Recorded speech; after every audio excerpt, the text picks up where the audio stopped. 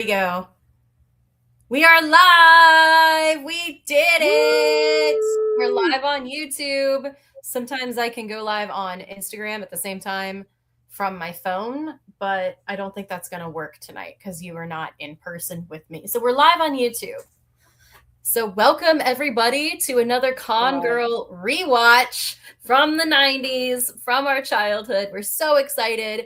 And today we are stepping away from Disney Channel. We're dipping our toes into a little something different. We are revisiting the made-for-TV movies, the direct-to-video films we grew up with. We're going to talk stories, we're going to talk actors, we're going to talk background, and have all sorts of fun. And as usual, we have picked a movie that I have never seen until now, and it is recommended by our guest host, Andrea. Say hello to the people, Andrea. Hello, everybody. Hello. This is Hello. my friend Andrea, who I met at a wedding where we were both plus ones to our boyfriends, and now Basically. we're closer friends than our boyfriends are, because they knew each other before the wedding, but like just barely, right? They worked in a film together. That's what They it worked is. on a mutual friends film together. So, Mm-hmm. yeah. Yeah, and because Tom was like, I need to say hi to the one person here that I know besides the bride and groom. And then you and I became friends, and it was awesome. Exactly. Yeah. Exactly. Anyways, today, recommended by the lovely guest host Andrea, we are rewatching the 1999 classic Au Pair. So Andrea, you know how like when you rewatch a film from your childhood, and it's like, man, when I was growing up, I loved this movie. It was so perfect. And then you watch it as an adult, and you're like, why did I love this movie? That was so bad. That is not Au Pair. No, I have kind of yes and no about Au Pair after Okay. I mean, rewatching again. I was like, this was my first time seeing it. So I Okay. was just like, you know what? This is awesome. I mean, I could see how a few things would be problematic in 2026 compared to I was 1999. gonna I was gonna say there was a few cringe moments and I'm like, oh no, they did not. How did this get past the censor? Right.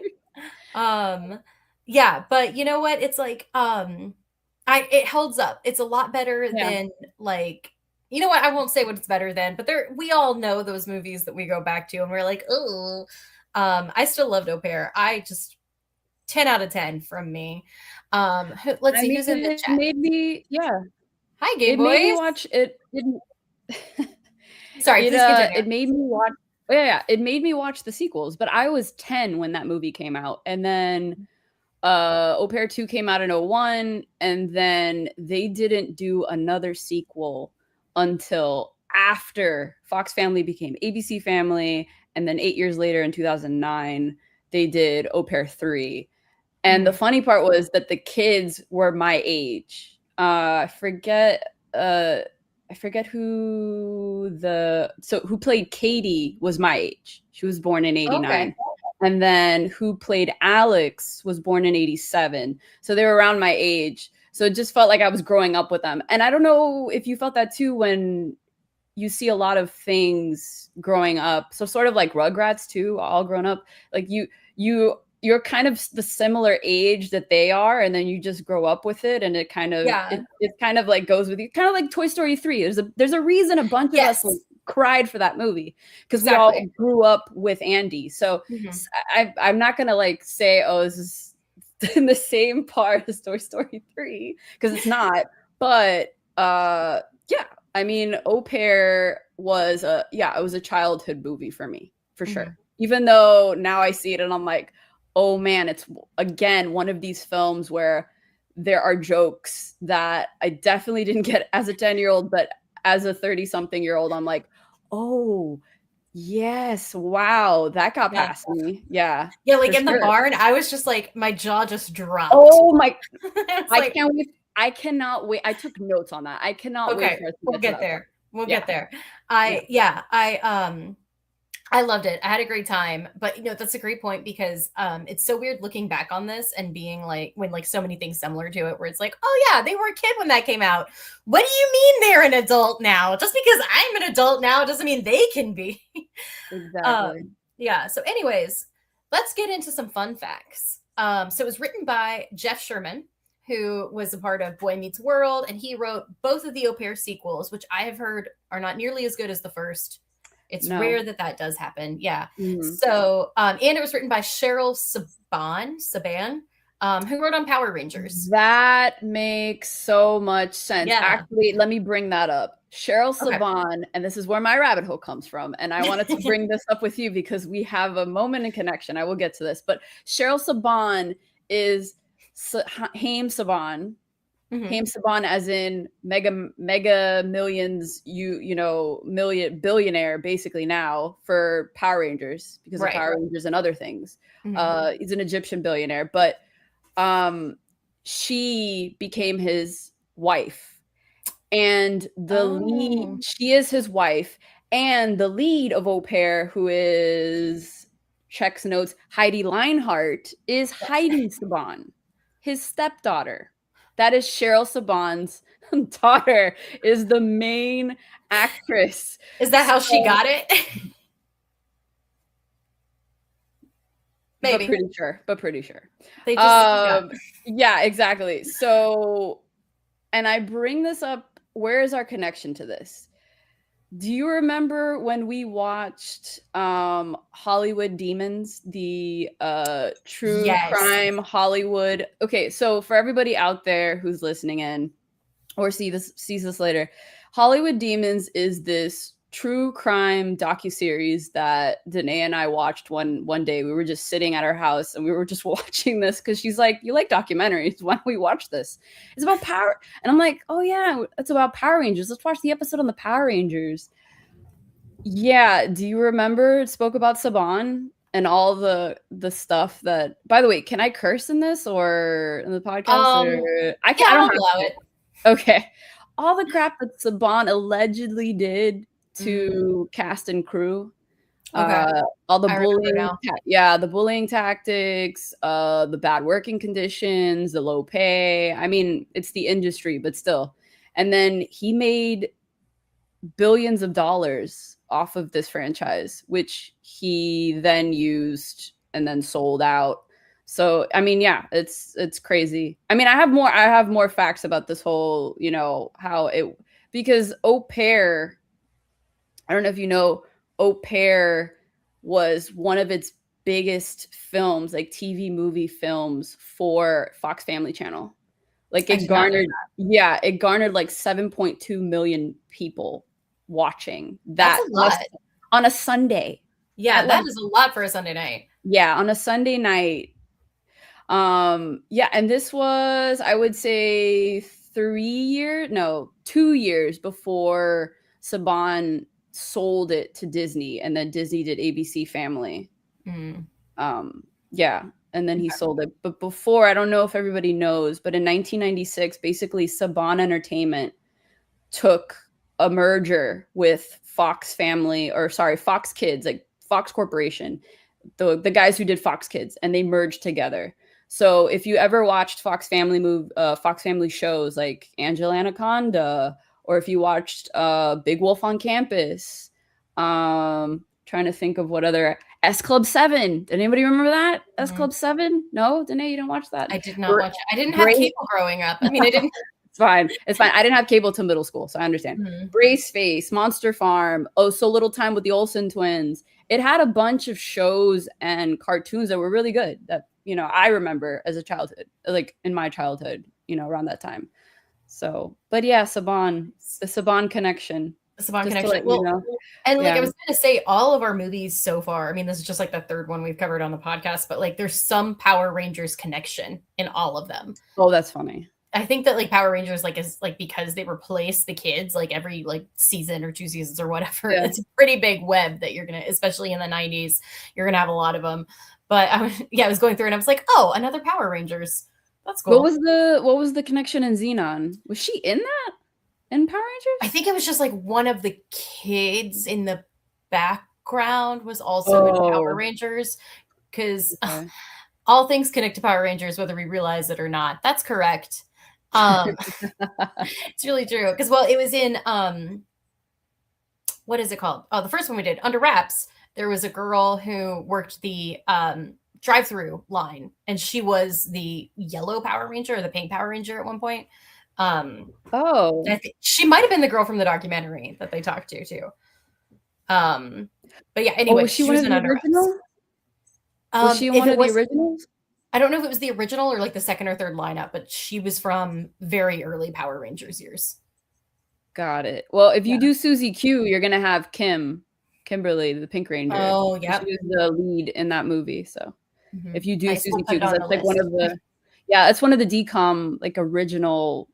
I think even before they called it Disney Channel originals, like Susie Q, and like you remember I told you when we went to Disney Channel night, I was gonna play forgot Heidi, I forgot her name, but Wish Upon a Star. That was like 1996. Mm-hmm. So that also was technically a Disney original movie, but it was like before Under Wraps. Before So Under like Wraps. yeah, because Under Wraps was 98. 97. 97, yeah. But So, there were a few like redheaded stepchild films from that era. right. Fair. Yeah. Anyways, moving on. We starring other fun facts. This film starred Gregory Harrison as Oliver / the dad. He was in One Tree Hill. He was in CSI, The Middle, and probably a ton of shows you've seen. Like I was scroll through his IMDb. You'll recognize multiple shows. The list goes on and on and on. Heidi Linhart, as Andrea just mentioned, played Jenny. She was in 90210, The Pretender, and the Au Pair sequels. Now, Jane Sibet as Vivian. Oh, I love her. She's been in so many things, but you probably recognize her as Carol from Friends. That's what I recognized her from. Yeah. Well, funny enough, I recognized her before I recognized her as Carol from Friends. I recognized her because she plays, and we'll get into it, but she plays the exact same character that she plays in this film in It Takes Two. Yes. With the Olsen twins. Yes. It is the exact 4 years later, and she's playing the same. She plays a good, can I say bitch? She plays a good bitch. Go ahead. She plays a good hater. Like she plays a good, evil stepmom character or to be stepmom character. Yeah, she's so good. So. Is she the one in Friends though, where it was like Ross comes to the apartment and he is like, "You guys have a lot of books about being lesbians," and she's like, "Yeah, well, if you don't get past the course, you don't get your license." He was the one she was his first wife who left him for another woman. Yeah, I remember that. And one of the Sprouse twins was their son. Yes, I was gonna say exactly. Disney connection again. Yeah, and then Richard Riley as Jenny's dad. He's been in Psych. He was in Bridesmaids. He was in Office Space. You name it, he's been in it. And of course, John Rhys Davies as Nigel, who we know. Gimli. It's Gimli. Lord of the Rings, Indiana Jones. If you're fancy, Princess Diaries too. The most impressive person on this list. This was shot in Budapest and Paris. It was released August 22nd, 1999, as Andrea said, over 1 million viewers on a Sunday night, which is crazy. Now, another fun fact, they go to Vienna, which is in Austria, but when they arrive, people are speaking Italian. I also have a little plot hole. Do you remember? Yes? Yeah. I mean, we're going to get into the plot, obviously, and the play-by-play, but do you remember when Gimli drives her for the first time down Paris and he's like, "Hey, yes, that is the Louvre." And then he's like, 2 seconds later, he goes, "And that is the Eiffel Tower." I've been to Paris recently, last year. It does not take 2 seconds to go from the Louvre to the Eiffel Tower. It will let you know clearly across the river and along. It takes a bit of time. A minute. Yeah. I love too that he had to tell her what the Eiffel Tower was, as if she wouldn't know. Yeah, I know. Well, she's never been, She's never been. She's never been out of her home. Yeah, she's never been out of her country, but she has a passport ready to go. Yeah. Okay. All right. Let's get into this breakdown of the 1999 classic Au Pair. So Jenny, she is graduating with her master's from business school. She has glasses because she's nerdy. And she's at a graduation party, but she can't relax. She's stressed because she's got a plan and she's got to follow it. She's a very type A personality. She's going to work all summer. And Charlie, her boyfriend, he shows up on a motorcycle because he's a bad boy. And he's mean and he steals flowers and acts like he brought them. He's going to work all summer too, so that they can afford the down payment on a house. Work all summer. Work all summer. Right. Mm-hmm. But then we find out that he gets a gift from his parents that he is saying will be for educational purposes for his international finance degree that he got. So he'll go to Zurich and Paris and all this. And of course our main character is like, what about the house? And we find the through line of this movie, which is, but I want to be spontaneous. Can't we just be spontaneous for a little bit? And of course, Jennifer cannot be spontaneous. She is not. This is her act one. She's not spontaneous lady. She is, we have a plan and you're not sticking to the plan, but she lets the man go because I don't know why she lets him go. And she gives him her brand new camera. It's still got the bow on it. She hands it to him. Which please put a pin on this, everybody. Remember that she has this camera that she gave to him to take pictures as if she would be there with him. So remember that for later, because it's going to be important. It's very important. I love too that her dad clocked right away when he Charlie just picks up the flowers, steals it off the table and hands it to Jenny, and she's like, "Oh, they must have been really expensive." And the dad was like, "Yeah, they were." But he's just a typical dad who barbecues with Rhodes Scholars and teaches them how to. Yeah. You have to wonder, I bet her dad warned her about Charlie and tried to get her to see things before, because she does bring it up later. She should have listened to her dad. I think he's a smart guy. He's tried to show her she's got to see it, but she's got to take off her glasses. He even says something that, yet again, the through line to the film, where does he say? So when later on, right, what happens is she gets the call right there when she's with Charlie that her job offer is screwed because they're going out of business. Yeah. And so then she has to go and find another job to pay so that she can pay for the down payment of this supposed house that they're going to have and the plan and go on with the plan. But her dad says something that I feel like is the theme of this film, at least, where he says, life gives us a wonderful ride. Life takes us places ordinary and unordinary. It's not like anything we planned. And as we know, she is not someone who doesn't plan, at least in the beginning, right? So this is where we have her in Act One. She's trying to figure out what to do. Her boyfriend's leaving for the summer. She has to figure out to get a new job. What is she going to do? She goes out and she tries to get a new job. And it's 1999. So how does that work, Danae? How do you get a job in 1999? You have to look at the newspaper, Andrea, with her big glasses, as Tom said. See, you're beautiful all along. She's just wearing glasses. We'll get there. Okay. Yeah, she goes through what every millennial has experienced since 2007. She goes all over the place looking for jobs. She doesn't have an experience. There's no benefits. It's rough. And, she's got to save for this down payment. She probably has school loans. I mean, in 1999, going to school, though, was like $50, right? Exactly. It was an MBA, too, which we don't find out until a little later because I forgot. I mean, I hadn't watched this movie since I was 10. So when she graduated, I assumed for some reason it was undergrad. I don't know why I thought that. And then later she says, "Oh no, I have an MBA." Remember when she talks to the guy at CCI in the beginning? Yeah.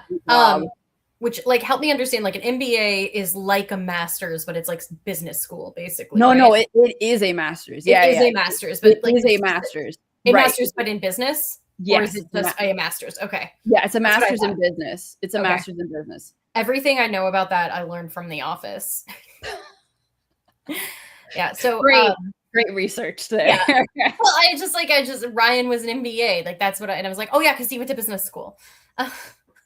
Anyways, finally, she sees a very big ad in the newspaper for a Xerox room job with CCI, or excuse me, just CCI.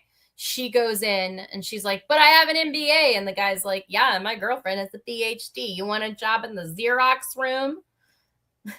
I would love a job in the Xerox room for that amount of money. What do you, all I'm doing is copying things. Okay, Right? great. Like Oh, fantastic. and copying's so easy, and everybody likes you because you bring them their copies. I would love a job in a Xerox room. I Uh, want to talk about her salary when we get to her. yeah, we're Yeah. we're almost there. Yeah, Because she yeah, yeah. goes in to interview for a job, and no one asks, "Are you here for the interview?" or "Are you here for the Xerox interview?" or the nanny interview. Did you clock it was all older It was ladies? all older ladies and one more homely looking girl in a Yeah. jumper, Yeah. which looks much more like a nanny than this woman. For real. As somebody with 11 years of experience as a nanny, I can tell you I wouldn't dress like in a business suit to go to a nanny interview. I would still dress nice, but Yeah. not like Jenny did. But No. this guy, he's not, I mean, this dad is not paying attention. Um, and immediately she's interviewed by the CEO. Zero red flags that the CEO is interviewing her for a Xerox job. Right. Also, no serious questions like how do you handle discipline? Right. Or I noted that. I noted that. I said there is no way in an interview, especially the head, right? So if you've ever been in an interview nowadays, I don't know how it was back then, but nowadays it's not just one interview. You're doing like 3 interviews because you have to get past first, you have to get past HR, then you have to get past your manager that you're probably going to get, and then you get to the CEO or the head, right? So the CEO is definitely not going to be looking at your resume and then for a second and then asking you really 1 or 2 innate questions. He's going to ask you, how are you organized? Even if she's an au pair, right? Like, how are you yeah, organized? how are How do you you? deal with pressure? How is your time? You know, your time or time management. Yeah, Break and it even down. like yeah, and even from like for a nannying job, I mean, nowadays, but also back then, because I think of like Mrs. Doubtfire, you have a phone interview first because they're your children. Like they're much more important than like an office job. They're your children. Like, why is he not vetting people over the phone to make sure it's not, Robin Williams in drag before he talks to them? Just right away. He doesn't ask about discipline. He doesn't think, oh, she needs to ask me about bedtime routines. Yeah, By the he's just way, I'm going to talk about all the cringe moments. The first cringe moment happens here. The mhm. first uncomfortable cringe moment. She brings up all these things about him and he's like, "Oh, you know a lot about me." And she's like, "Yeah, you've given a generous endowment." And he just looks at her very And awkwardly she's like, and to the school. yeah, to the school as if she knew what she was saying to him. Oh yeah. I wouldn't clock that if I said Mhm. that. I wouldn't have clocked that this was like an innuendo. I would have just been like, yeah, an endowment. Like I wouldn't have thought that. And I'm seeing this, I'm like, oh my God, how unprofessional is all this going on? Like, what? Oh, okay. Yeah, sure. But Yeah. yeah, Well, so yeah, go on. Sorry, go as on. Gimli says, he is a busy businessman who doesn't pay attention to a lot of things. I mean, he does not pay attention to his kids, so I guess it tracks that he would not thoroughly vet a nanny that's going to be caring for his children 24/7. Um, yeah, and I guess he didn't even give her a background check. Never mind that they're going to be in Right. Europe. Okay, like I remember when I was doing teaching, you had to do the what is it, the fingerprints. Isn't that Yeah, for every kid job? You are a nanny. You've yeah. been a nanny. Don't you have to do fingerprints? I've been background checked for a lot of nanny jobs, Yeah. like especially ones that were smaller than this. I haven't been fingerprinted for nannying, but at my church, like I volunteer in the nursery, and you have to be fingerprinted there, and you have to go through a very specific like child protection thing. And like for most of my nannying jobs, I also had to have CPR training. And yeah, they're not like babies and toddlers that are going to get choked on stuff, but I mean, 10-year-old kids can still get choked on things. You still need to know how to give the Heimlich and do CPR on a 10-year-old. I know how to What do CPR on a 10-year-old. Thankfully, I've never had to, but Let me bring this up. She knows about CCI. She knows about it, which we'll talk about much later, but Mhm. she has researched about CCI before. She knows the company well. This is a global company. So the CEO, who is the head, is he's well aware of the world and probably some sort of fame, has some sort of fame. Why would he not have a back? If anybody was to have a background check for his kids, it would be this man. Yeah. It just makes no sense. And Mhm. he's all like, "You're hired." And it's a very short interview. I mean, like, no matter what job you're applying for, a short interview usually means you're not getting it. Yeah. Yeah. Yeah. That was 100%. so If you're short. not yeah, if you're not doing 30 minutes or more, forget this job. You could just go back to LinkedIn. Can we talk about the salary? Because wow, I calculated that. So she was You did. making sorry, go on. No, I was about to say, did you? I was going to look it up, but if you calculated it, Oh, I please tell me. calculated it, baby. I needed to know. I needed to know how much were you making in 1999 as an au pair. So I wrote this down. So she was making 700 a week. That's Mhm. 1400 bi-weekly. That's 34K annual. You'll say, "Oh, but obviously, guys, it's 1999. So what's the equivalent today?" She would be making 67,000. Oh. 67 exactly. That's very good. That's Mhm. very good for someone who has no a novice, a noob. She has no qualifications. He doesn't care. He's just gonna spew his money out and just leave the kids with Yeah. her and, do And whatever she's he got an wants. But impressive resume, 67,000, but not for a nanny. Like, which she's never. he spoke of, Yeah. right? Yeah, he's even like, Oh, oh, this is speaking a of very that, impressive resume. Not if you're a nanny. did you no, but did you clock, and I wrote this down. Did you clock there was a moment in the film when he's looking at her resume, right when he's walking to the elevator, he's about to leave and he tells her the salary, you're hired, whatever. Before that, he sees it again and he says, "You have some experience with this." Oh, I'm he does? curious. Yes, he did. I'm like, what experience does she have? She clearly later on says she doesn't. We know Mhm. she doesn't. What experience? I'm wondering too. Was she babysitting? What was she doing? I Oh, wonder if it was like, math checks out from Gay Boys. Yes, that's right. The math does check out. Um, Andrea knows her math. It's her whole job. um, I I had wonder. to know how much she was making No, it's like to I was know if mad I at was making myself wrong. just now for not looking it up. I'm glad you did. No, I I wonder if needed it to could have. know if I made the wrong choices in life and if Jennifer Morgan was making the right choices in life by having an accidental au pair job. Just saying. Um, yeah, I wonder if there was like something on her resume that like said like Kinder something referring to, I don't know, like she had a internship at Kinder Eggs and he saw it as like Kinder, oh, the German word for children. She has experience Yeah, with right. children. Right. Yeah, something really that he just skimmed through, like he didn't care. This has Hmm. nothing to do with any mergers or acquisitions or financial reports. He's just gonna skim this little thing Yeah. and make sure she has the right words. Or maybe she was like a candy striper in the pediatrics wing for like an afternoon, but she played it up on her resume to make her seem really charitable. I mean, And yeah, I was a candy scraper back in high school, but to get hours for mhm, college. I don't know if you also did that. I didn't. I didn't have to Okay. have volunteer hours at my school. Okay. Okay. Yeah. Because that's how my school was, which is a shame. I kind of like I did in college, but not in college. I just went to the animal shelter. I didn't do candy striping. But maybe Oh. maybe she was like a candy striper in a pediatric ward, and she was like answering phones and not anywhere Yeah. near the kids. And he was like, "Oh, she worked with pediatrics. She'll be great. I Well, don't need to ask her if she's also, CPR certified. She worked with kids in a hospital." yeah. Well, also the foreshadowing here in the barbecue. Remember, she was one of the lines I liked where the balloons go up into the air and she goes, "Oh, no. That's going into a direct flight plan." And like to the kids. And then she's like, they're food fighting with the food. She's like, "You're wasting food." And I feel like that's a foreshadowing of how this is going to go down for her. Yeah, For she's sure. not great with children. No. But she's gonna have to learn really quick because, and again, no red flag at the fact that for a Xerox job, he was like, a car will pick you up tomorrow.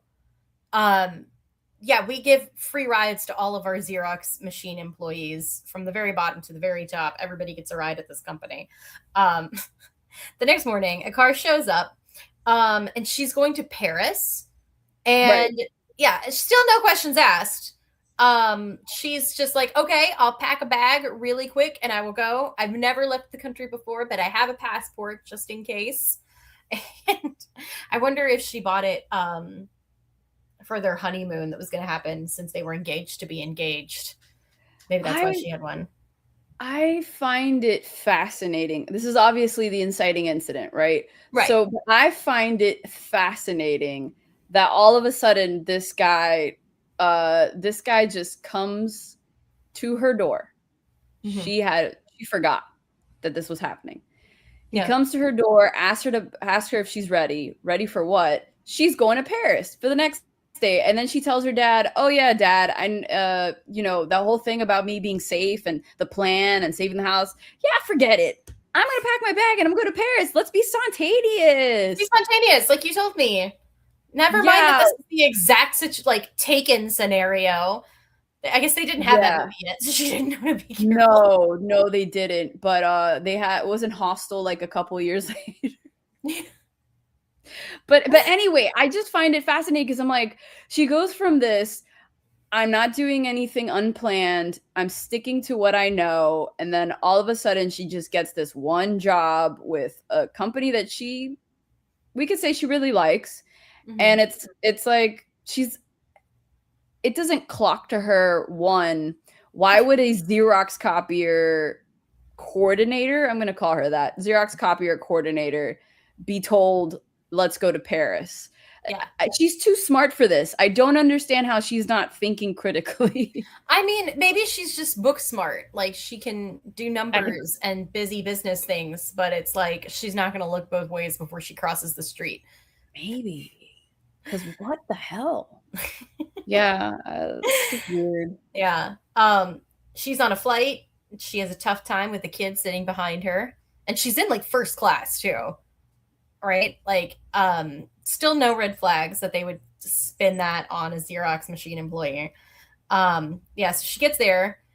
Gimli picks her up from the airport, and she tells him she's never been anywhere before. And he tells her that the Louvre is 2 minutes away from the Eiffel Tower. Right. It's right there. Here's the Louvre. Here's the Louvre. Here's the Louvre. Here's the Eiffel Tower. Here's the Eiffel. And that is the Eiffel Tower. Thank you, Gimli. Go to Mordor now. Yeah. And then they get to the hotel. It is so freaking fancy. The exact opposite of Hostel. Mm-hmm. And they put her in the penthouse. And still no questions asked. No. I want to know how she got this MBA. Because she's just not thinking critically. She sits down on the bed. There are handcuffs in the nanny bed, like it's 50 Shades of Nanny. Exactly. Yeah. I forgot about this part. So when I wrote it down, I was bringing up all these things about his unprofessionalism. Mm-hmm. And remember, Caldwell comes in, who is the CEO, right? Caldwell comes in and she gets a flower basket from him that says, gorgeous. It basically tells, it's a little card and calls her gorgeous, no signing or whatever. And asks her how he wants her accommodations. He looks at the flowers and he just kind of laughs it off that, oh, by the way, I see they mixed up your fruit basket with these flowers. These were supposed to be for somebody else.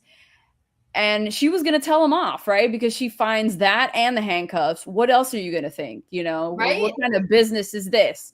And finally, her first critical moment was there, up until he laughs it off and says, oh, this was all a mistake, before she even brought it up. He's like, oh yeah, this was a little funny mistake. And then she meets the kids, Alex and Kate, yeah. And then it's like, then this fruit basket comes because the thing was actually meant for Vivian. And I mean, if he was looking, I think, let's be for real, was that all like an accident that was in the room? Because he did pick her an unqualified woman to be nanny over like the old women in the office. Like how much of an accident was this, Oliver, or were you looking for like a side piece? I mean, okay, at that moment, because we are gonna get to their romance, right? But spoiler, everybody, not spoiler. You know how this is gonna go down. But in the beginning, he really wasn't showing her any inclination that he found attraction to her. At least from what I saw, he wasn't attracted to her. She wasn't attracted to him. She had Charlie. Yeah. Charlie. Ugh. Great guy. We'll figure this out later. But yeah, so there wasn't, but we meet Katie and we meet Alex and they seem nice. Nice. And then we meet my favorite, we meet my favorite character, Miss Berger, who is as we said before, what was the celibate? What was Sobe? I think maybe so you say it. Yes. Sobe. Jane Sibbett or Sibbett, yeah, Sibbett, yes. Who we know, if you've ever seen the Olsen's twin movie from 1995, It Takes Two, she has played this Uber B character quite well before. It's her specialty. Yeah. It is her, yes. It's her niche. It's her niche, if we will. And we find out that she's the person who the beautiful flower arrangement was supposed to be for, and she is Caldwell's, could say girlfriend, but also back to the unprofessionalism. She is one of the board of directors. Yeah, she calls her a business associate. Not like, oh, this is my girlfriend. Like, it's, you know, he's got one foot out the door on this relationship already.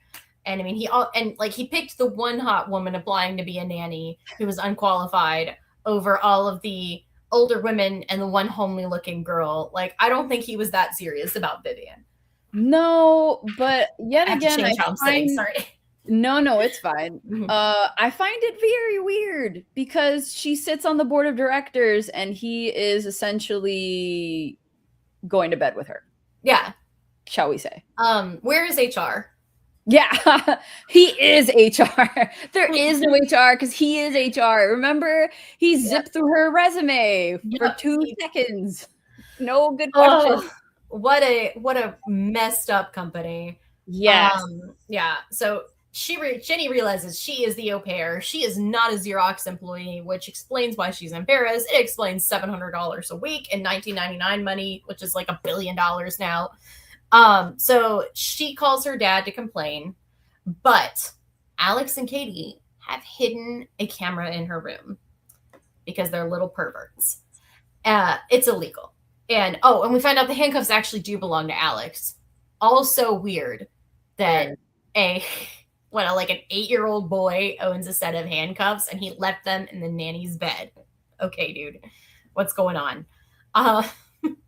Yeah, that's where I left my handcuffs, and I'm like, oh in the nanny's bed, obviously. That's where I put all of my kinky crap. Ugh, disgusting. So Jenny's complaining to her dad on the phone. The kids are excited because she says she's never nannied before, and they're like, oh, we're gonna get rid of her right away. And while she's on the phone with her dad, she starts taking all of her clothes off. As somebody who talks to their dad regularly on the phone, I have never done that. As we've established, Jenny's not thinking. Let's be for real.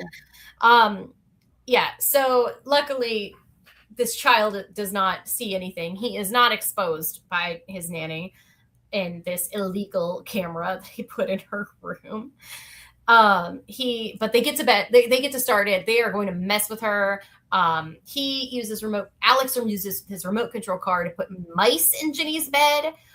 Katie puts a bunch of glasses right outside the door. She calls the front desk for a 3 a.m. wake up call.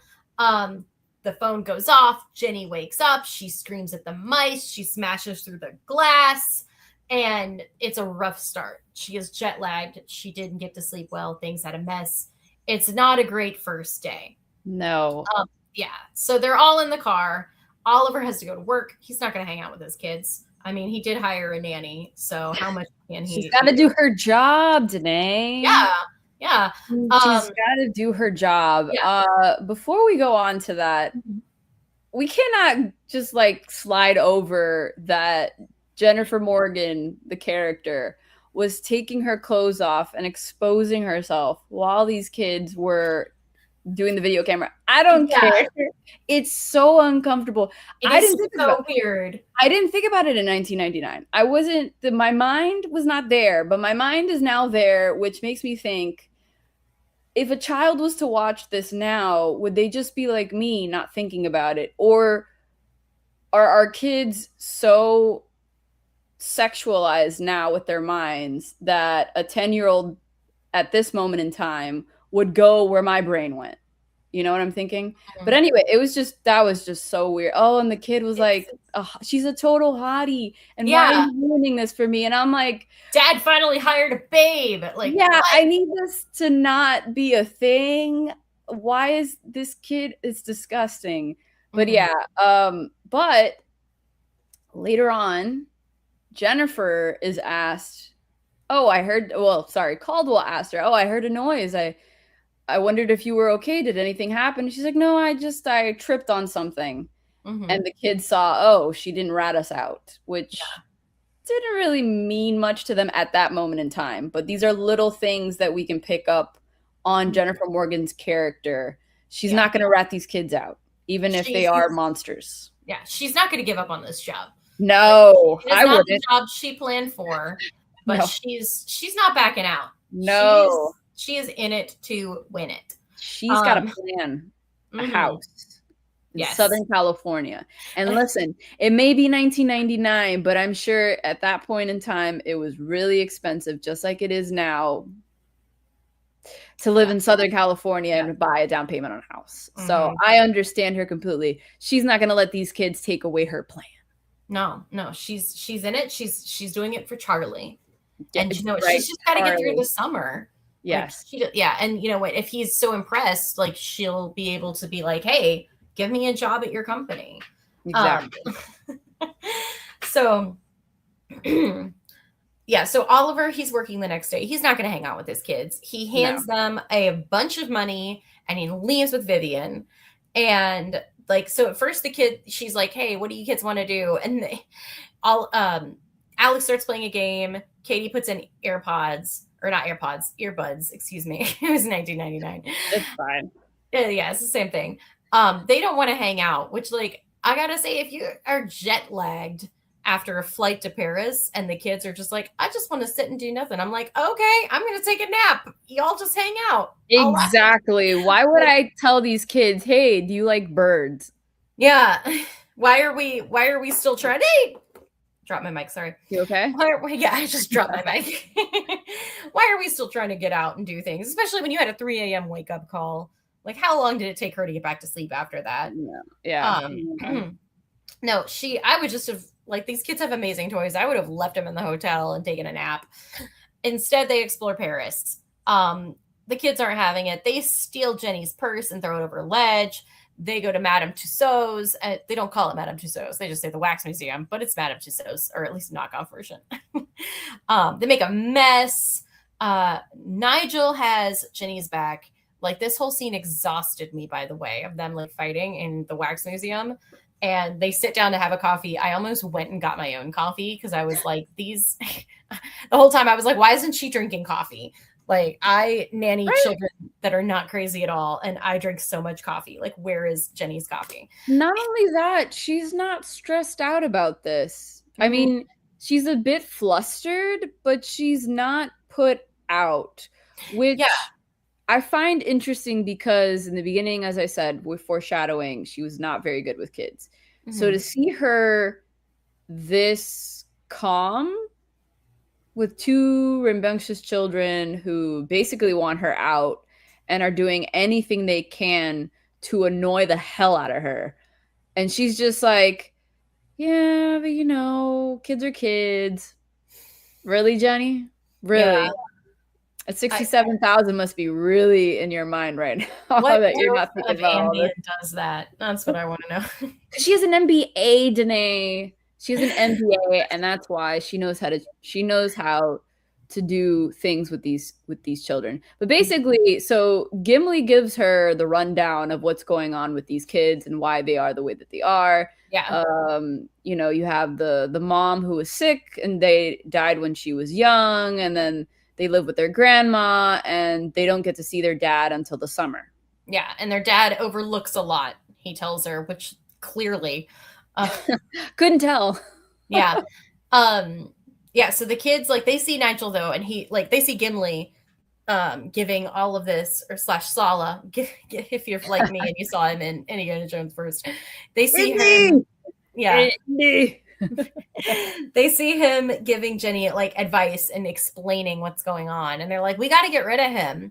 Which, like, I guess their goal is if they get rid of the nanny, the dad has to hang out with them. It's not super spelled out clearly, but I'm guessing that's what it is. Which is a trope in a lot of these types of films where the father or mother is very wealthy and doesn't really pay attention to her kids, and there's a nanny, and then the nanny's trying to, be friends with them, and they just want attention. They just want their loved one to see them. They're acting out because they're not getting enough attention. Classic.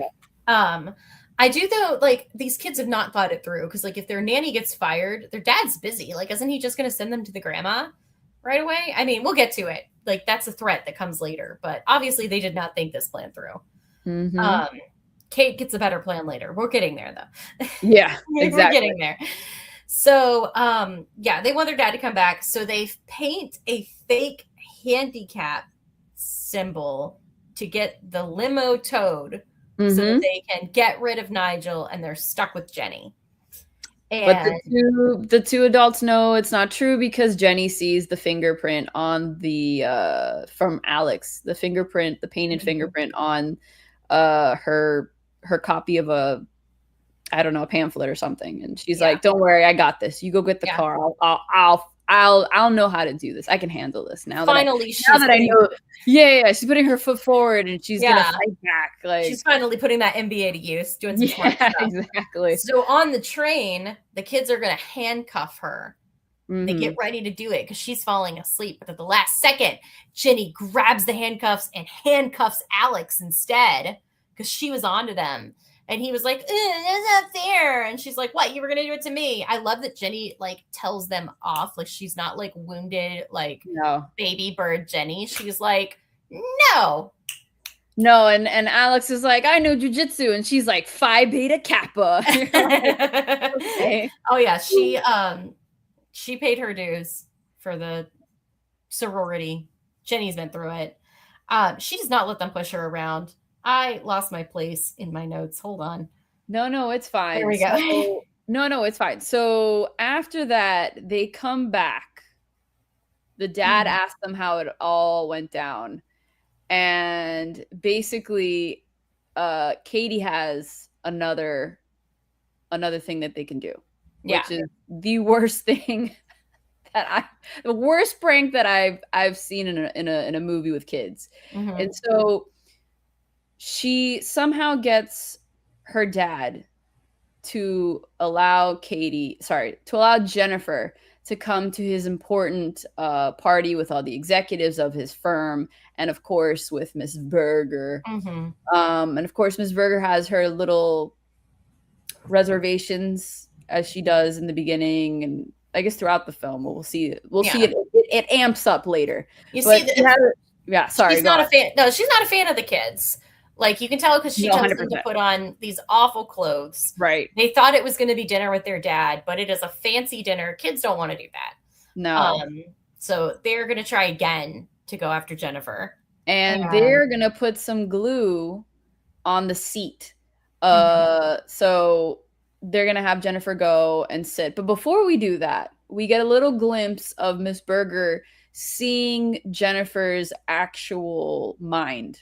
Yeah, because Jenny's rubbing shoulders at this party, and you can tell, like, oh, she's a business lady. She's a busy business lady who knows business. Phi Beta Kappa, MBA.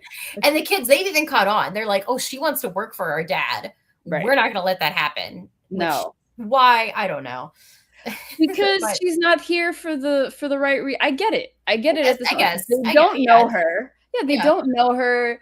They think that she's here for the wrong reasons. They already don't like nannies. Remember that Mhm. Gimli said they all terrorize all the nannies and they want their dad's attention. Yeah. She's just another obstacle in their game to get the attention of their father because they just want time with him. That's all they want. That's their That's all they want. motivation. Spend their They got time. to get rid of anybody. And Exactly. yeah, so they have this super glue and they put it in a seat and they're like, "Oh, Jenny, sit with us."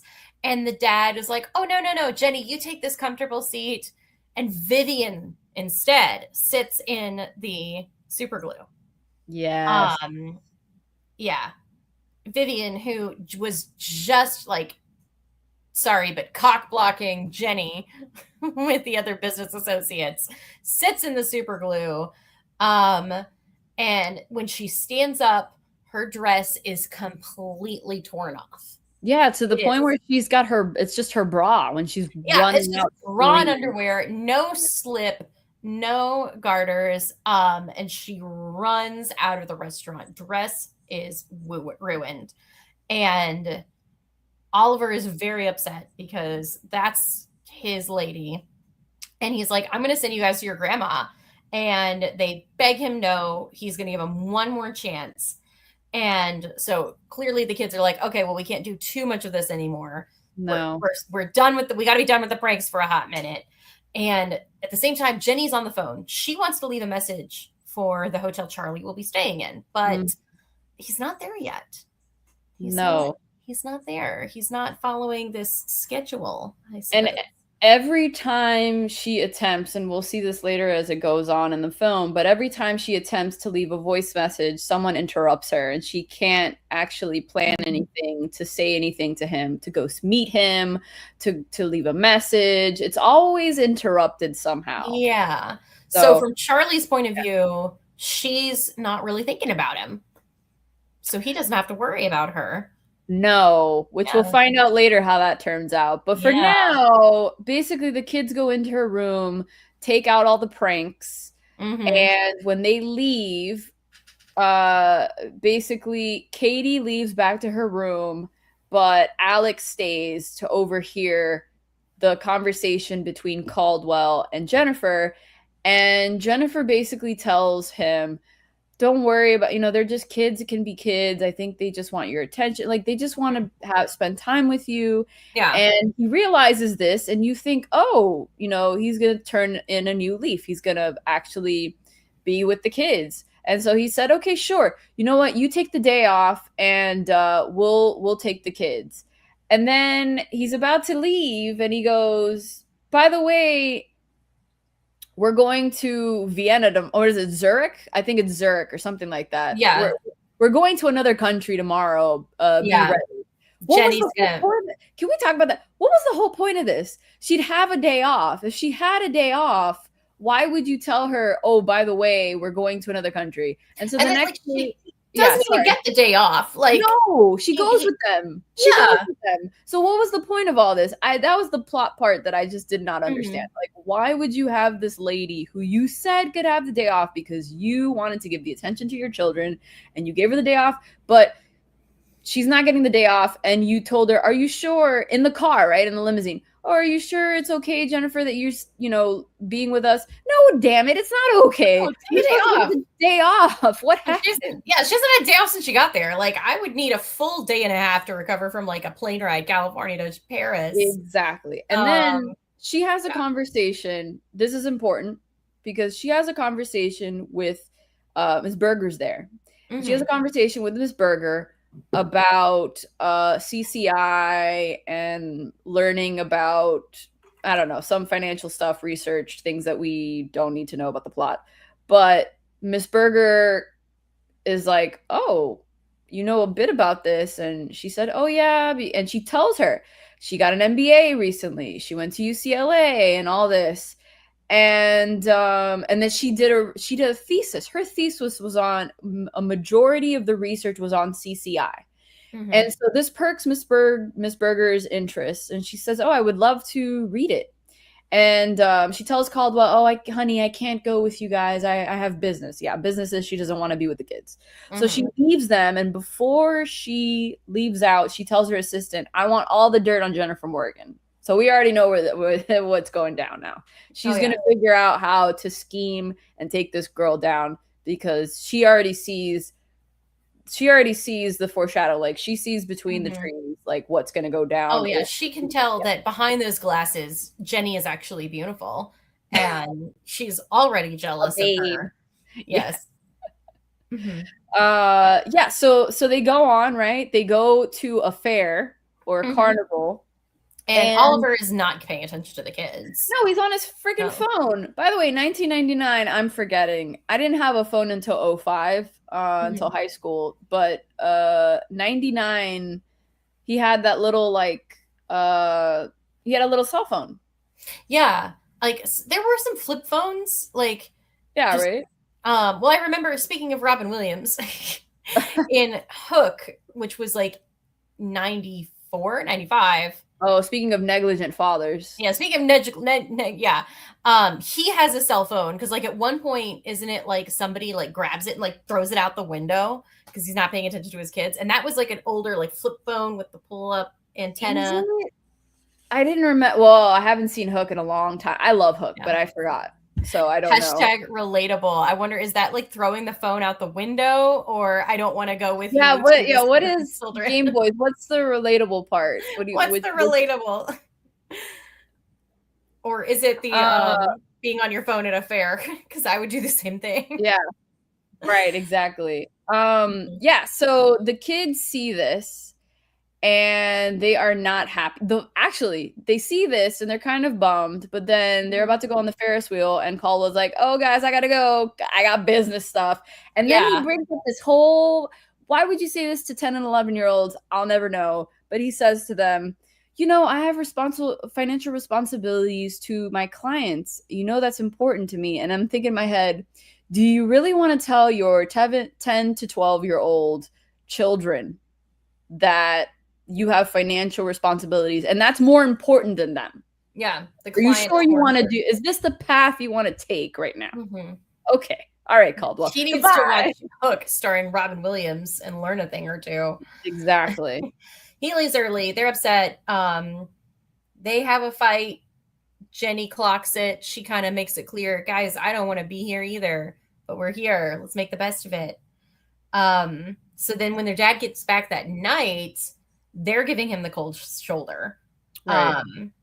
And like the expensive stuff he bought for them is just on the floor. And Katie's just like, "Can I have more money?" And he gives it to her because he thinks money will solve anything. Because like he likes to say, make sure you spend all this money I'm giving you. And he walks out. Vivian is aggressively flossing her teeth. I know, that was so weird. Like, but I guess that's part of the film of, let's make this beautiful woman and this beautiful, and I think she's smart. She just, we'll find out later, but she's a part of a board of directors, like a global international company. She's smart. She's pretty. We have to make her unrecognizable in the sense of, I don't connect with this woman. I'm not supposed to like her because the romance is not supposed to be for her. So what can we do? Let's just do things that'll make her look disgusting, like heavily flossing while also making these sounds for no reason. Yeah, I know homes like that when they're flossing their teeth. Yeah, not me. So what happens is Caldwell then is like, he visibly goes, ugh. And I clock that. And then he goes up to the rooftop where Jennifer Morgan just happens to be in her white bathrobe looking up into, where are they? Are they in Paris? Are they back in Paris? They might be. I don't know, because they like took a helicopter, but then they took a helicopter again. It's unclear. Yeah. Somewhere in Europe. There's somewhere in some nice European city overlooking the nightscape. And let's be honest, it's romantic. And she is writing a letter to her father. And so this is one of those little moments of connection where Caldwell speaks about his dad, and we find out that he had a dad who was a traveling salesman who would basically sell anything. And one day when he was 8 years old, he just never came back. He was waiting for his dad all the time. And at 8 years old, he waited for his dad, and his dad never came back. And I'm thinking, not, oh, that sucks, as Jennifer's tender acting, the actress Heidi tenderly says, "Oh, that must have been terrible." No, in my mind it was, you're doing the same thing to your children. Yeah. Literally doing the same thing to your kids. How is that not figuring to you? How are you not figuring? Critical thinking is not here for everybody, I guess. No, and it's like, I mean, that's the journey he needs to go on. And it's like that classic case of, somebody turning into their father, even when their father was nasty.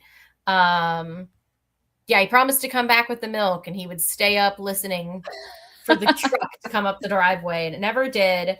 The cigarette pack, like Joe Dirt. I think that's what it was in Joe Dirt. It was like a cigarette pack, and they left him in the top of the cliff of the Grand Canyon, and they never came back. And it was both parents, so it wasn't even the dad. But yeah, that's like the typical stereotypical, like, well, dad made me go out, dad went out for smokes and he just never came back. Like, yep. Typical trope here. They share a moment, and Jenny and Oliver are on a first name basis now. Yeah, so okay, so the next day, I wanted to make sure we weren't on the airplane yet. No. The next day, Kate is in a mood. She is spending her dad's money. She demands that Jenny carry all of her bags. And Jenny's like, no, I'm your nanny, not a pack horse. And note also that I know we didn't say this, and this is kind of important because not only is there the romance in this film, but we're talking about the connection that she gets with the kids. When they go on the Ferris wheel before they come back with the whole dad thing, Katie accidentally throws her brother's drawings out of the Ferris wheel, and somehow Jennifer miraculously gets a bunch of them and is able to save them all the way from up there from the top of the Ferris wheel. And she goes out with them, and while Katie is shopping and being a diva, she's actually making a connection with Alex with his drawings and saying how great they are, and there's a sort of relationship connection there that's blossoming while that's happening. And and it's like, but Katie, like, she wants Jenny to carry the bags. Like, she ends the special moment. She sasses Jenny. Jenny sasses her back. So Katie, she's like gonna go tell on Jenny to the dad, and she tries to, but there's a big business meeting happening, and Japan dropped out of the deal. It's down to them and their competitor. Whatever that means. They just glaze over the business just enough that they didn't have to be particular. And so he ignores Katie. He shares the good news. He's kissing Vivian, and Kate has had enough. She is taking Jenny on a shopping montage. Yeah, she's like, we'll do it your way. Yeah. We're doing it live. Yes. She's had enough. She's like, you know what? I'm going to use my nanny to drive a wedge between my dad and his girlfriend because I hate her. Yeah. So they go I hate shopping. her more than you. I hate her more than you, Jennifer. my enemy, what is it? My enemy's enemy is my friend, or yes. So yeah. And what do we have? Yes, exactly. The quintessential makeover montage, which yet again is another uncomfortable, cringy thing, because she's putting all these clothes, and some of the clothes are fine, whatever, but some of these clothes I'm just like, it's a little sexy for the kids to be like, a little skimpy, like, right? Like, it's a little weird to have your nanny. It's not just like, oh, this is like a friend, whatever. This is like your nanny that you're Barbie dolling, putting clothes on, and she's, wearing midriffs and things. It's just and she's finally taking off her glasses. It's a she's all that moment. Yeah. Basically, it's a she's all that moment. She is Rachel Lee Cook. And Caldwell is Freddie Prinze, and he will get her just because she took off her glasses. She is no longer a geek. Yeah, she took her glasses off, and she was always pretty. She was just wearing glasses. No. She was never pretty because she had those thick front. Yeah, she had the glasses on. The glasses just, they ruined it. Yeah. But finally they get, they get the kids and Jenny get back with all of these new clothes that they've helped her buy. And they're late, and Jenny's looking hot. She's looking pretty fine, and Oliver notices it. And Vivian notices that Oliver notices it. So she gives Jenny a business thing about business. Before you say that, there is a moment that I clocked. I don't know if you remember this, where Jennifer leaves with the kids. Vivian comes over and is looking at him, looking at her, kisses him in the mouth, and she leaves to get dressed for the business dinner or whatnot. And Gimli comes over, and while Gimli comes over and they're speaking about this, he is wiping his mouth with a napkin of the kiss, not figuring out that he's wiping his mouth of Miss Berger's kiss while he's speaking about but he's indirectly talking about Jennifer, which I forget what he says to Gimli about her. But he's doing that, and I'm just like, really? Okay. That's a good catch, because that was like subtle, but that's some great directing. Yeah, it's great, and it's also, wonder where this is gonna go. A hidden gem of like the directors knew what they were doing. Like they knew it was a cheesy movie, but they were still able to get those good little nuggets in there. Yeah. But Vivian has this business plan about business things, and she gives it to Jenny, and she wants her business notes on the business plan about business things. It's a nice portfolio with a little leather on it too. Yeah, they got like the company logo. Yeah. No idea what's in there, but it's something important for the company. Some sort of paper thing. Report. Yeah, she's gonna let the nanny have a look at it and give her point of view. Yeah. Give me notes. Give me notes, nanny. Yeah, give me nanny with an MBA. Right. So the next day, they're on an airplane. I think they're finally going to Vienna now, from wherever they were before. And Nigel tells Jenny that last night Oliver and Vivian got engaged. Yep, and the kids are so happy. They're so happy. They are not into it. No. So she tries to get a feel for what's going on with Kate. Kate sasses her. Jenny holds her own because she was in a sorority. She knows how to be a mean girl. Phi Beta Kappa. Yeah, Phi Beta Kappa. Which I think is a business sorority. So I can't see, no offense, but I cannot see Act 1 Jennifer Morgan in a sorority unless it's some business fraternity type thing. I cannot see her in a sorority to save my life. She's not spontaneous enough. No. Well, oh yeah, exactly. Not with those frames.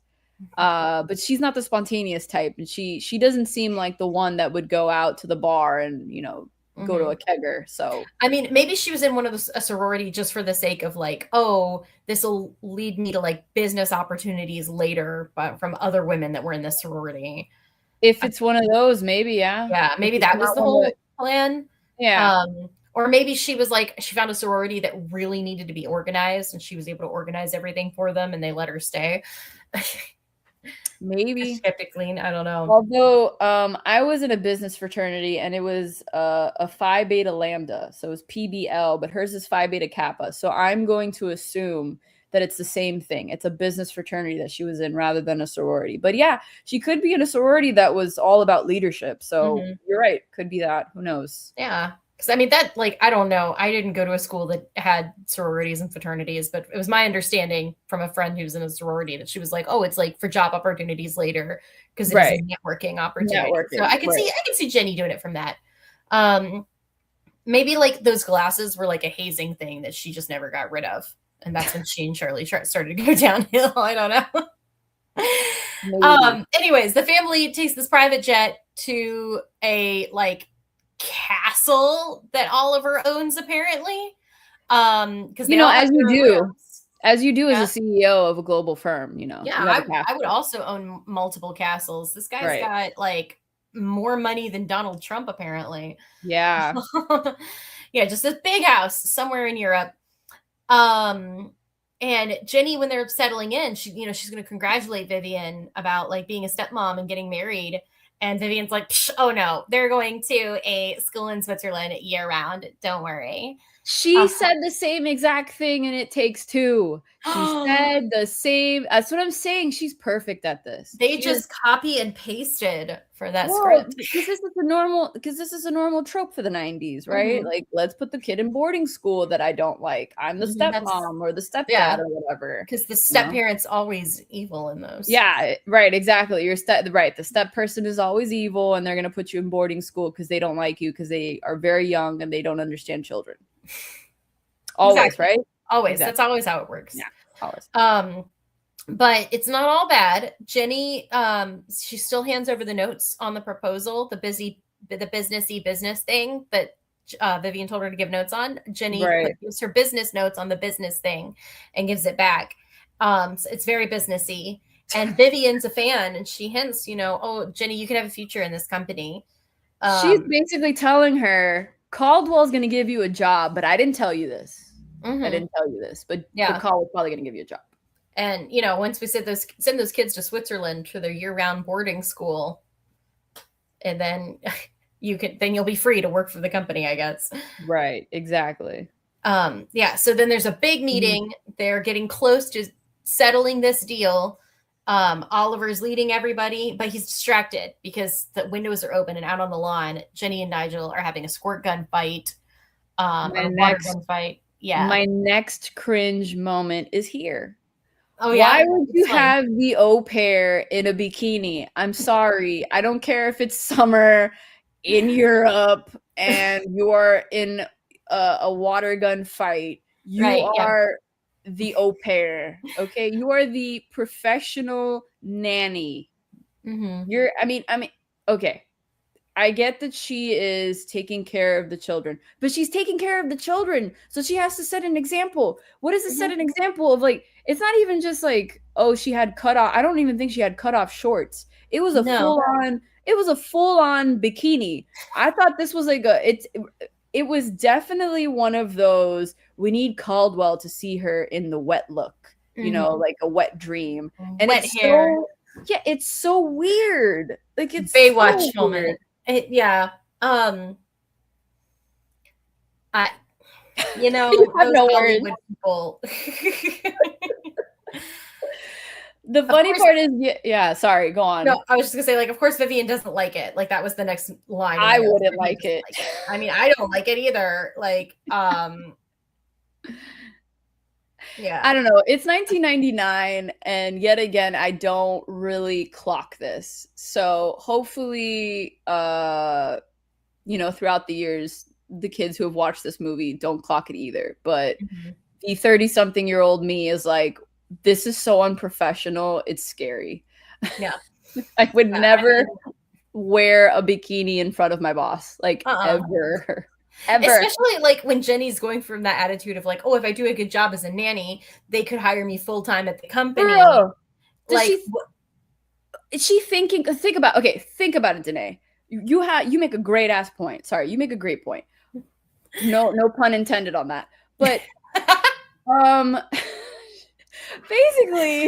basically, she's wearing this. So I'm thinking in Jennifer Morgan view right now. I am a 23-year-old woman. I'm wearing a bikini. I'm an au pair. It's Europe. It's summer. I'm having a great time with these kids. They're finally connecting with me. I think that my boss,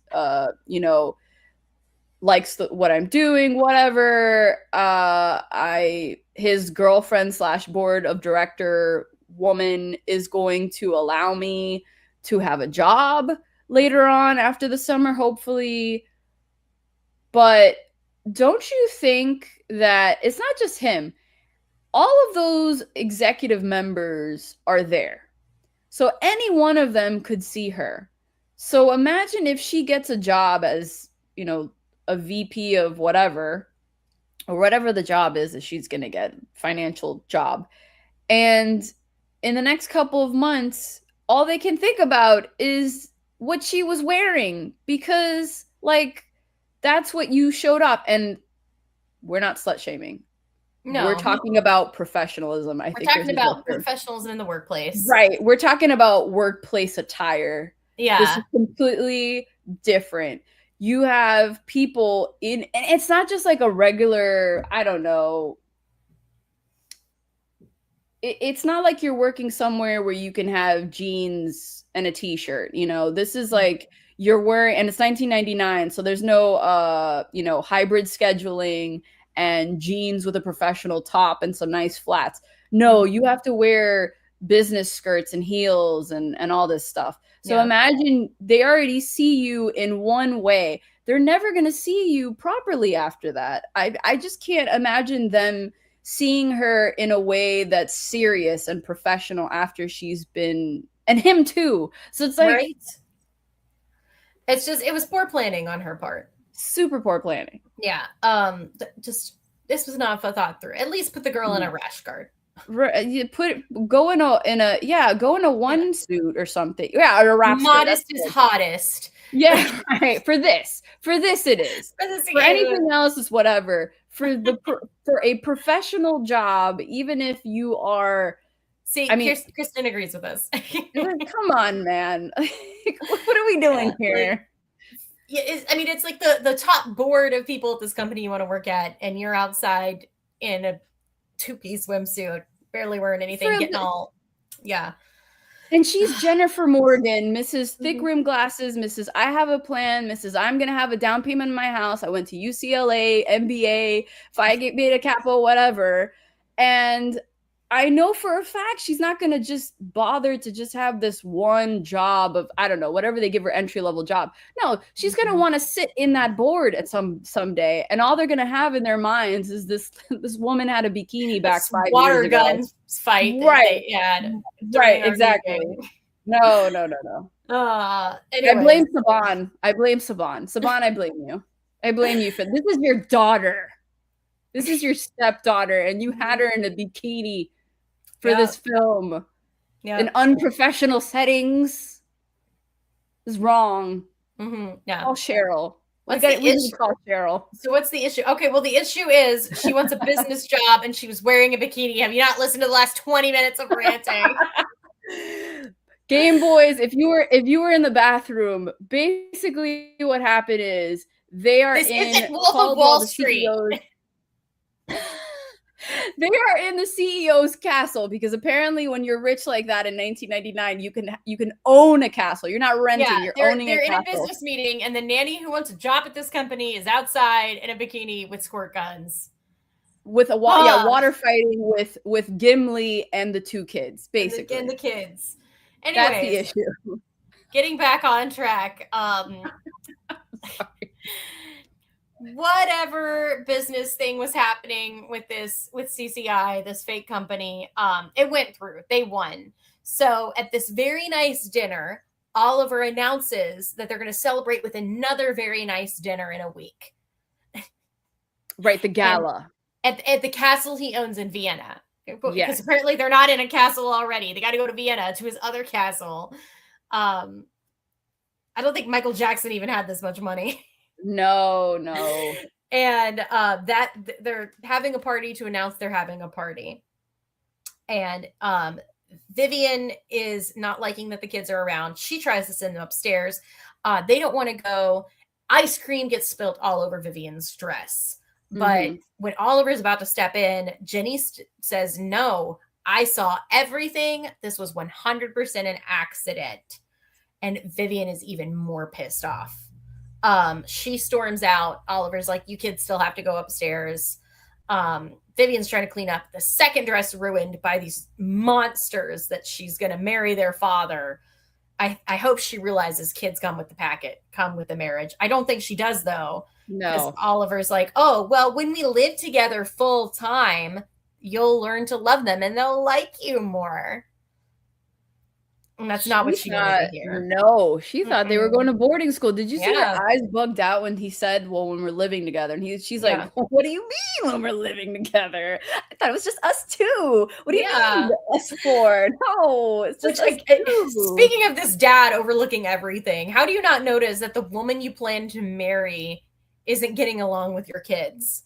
Could you imagine? I'm just thinking in my mind, her saying that to him, really freaking out, because we're not seeing it in its intention, right? We're seeing the moment that it's happening on film, but like in the background, and him thinking that she's one of the kids. So he like inadvertently takes out his wad of cash. He's like, okay, honey, here you go. Just to like shut her up. And it's like, Caldwell, what are you doing? Money doesn't solve everything. Figure yourself out. Personal problems need to be handled, just like your professional ones. Yeah. Oh, but my financial responsibilities to my employees are more important than my children. Yeah, than my kids or anything else. He's a wonderful human being. We love him. Clearly. Well, I mean, he's about to get better because, I mean, she's asked him for an evening off. She wants to go meet up with Charlie for his birthday. Yeah. And we find out they're not actually engaged. She's just has a promise ring. It's not. Right. That was a shock to me, by the way, because I forgot. I was 10, so I forgot this whole thing. I forgot. Yeah. I thought they were fiancéed, but it was just a promise ring, which when I heard that, made me laugh harder. I was like, oh, this is going to be even sweeter for the romance. Oh, it's just a promise ring. It's just a promise ring. I'm not really engaged, which, okay. Yeah. Later on, she does say the word fiance is a French word. Right. So did she just say that to Oliver because she was like, oh, we're just engaged to be engaged. It's not like official. It's just partial. Like, was she trying to downplay it in front of him because she was actually interested in him? That's a good question. I don't know, but that would be good to know, I guess. Did you clock when she went to go ask him and he touched her finger with the ring? Yeah, but that wasn't even the worst part, though. No, the worst part came from her. Yeah, because he gives her time off, pays for the hotel, lets her go, and she kisses his cheek. Yeah, thank you. No, like, I'll kiss the top of the head of a baby I'm nannying. Yeah. Or I'll kiss their toes when they're little babies that no, woman. Unprofessional workplace. Again. No, 100%. And it makes I'm not trying to excuse Miss Berger here for the future things that she will be doing that will go down that we will speak on. But if I were Miss Berger, I would have the same like things going on in my head. This woman's trying to take my man. This woman's trying to take my job. This woman's trying to take everything. What are you doing, Jennifer? What happened to professionalism? What happened to the person? I get that from Act 1 to Act 2, even because we're getting to Act 3 now. We're almost at the end of Act 2. The change is there, but holy hell, the change is that big. Yeah, of the character. I think the professionalism went out the window when they were, having a water gun fight in bikinis. With the bikini. That's when it went. I mean, we should have come up with a flag where it was like unprofessional workplace. Yeah. I want to know how far we would have gotten. For real. 1,000 red flags. 1,000 red flags. I should have made a red flag for this stream. That would have been flag, like Eddie Izzard. Flag. But flag. No, yeah. Anyway, we go on. Jenny goes to Salzburg. Yeah. Jenny goes and she is staying at this little cute inn that, of course, Caldwell paid for. And she is calling up again because remember, as we said this before, multiple times she has tried to message, tried to do something in order to get her fiance, whatever he is, boyfriend's attention. And she's always been interrupted. And yet again, she's being interrupted this time. She's trying to surprise her boyfriend at his reservation where he's going to eat for his birthday. But this time, before she gets interrupted, she finishes the conversation. She opens the door and who's there but the kids? Katie and Charlie. Why are the kids there? Because Miss Berger, well, sorry, Caldwell had a meeting. Of course, he had to go to Germany. He couldn't be there for the kids. And when he gave them to Miss Berger, Mrs. I'm going to put you kids in boarding school. And what do you mean we're going to live with the kids? Of course, she's going to drop them off with the nanny. Yeah, she sent them to go stay with the nanny. No, because she's going to, and what she told the kids was she was going to figure out more things, more planning for the gala, which Jennifer Clock says, oh, I thought the gala was already finished. And then But that's not the truth. That's not the truth. Tell us what's actually going on, Andrea. Tell us. What happens is Miss Berger is going to have a surprise wedding at the castle. No one knows except for her two brides, who, by the way, I don't know, are they her sisters or they're her friends? Because at first I thought they were her friends, and then later on it seems like they might be her sisters. But anyway, these are people close to her that are her bridesmaids. And she's going to have a surprise wedding. So then we go back. We go back to Jennifer and the kids. And the kids are like, oh, we could just stay here while you go to see Charlie. And she's like, no, I want you guys to see Charlie. And then yet again, I feel like this moment was important too, because the kids never have a moment with their dad or anyone where they can be with him and his romantic Miss Berger, where they can be with him and someone else. And so they obviously by default thought, oh, she wants to have a private moment with her person, her, her romantic partner.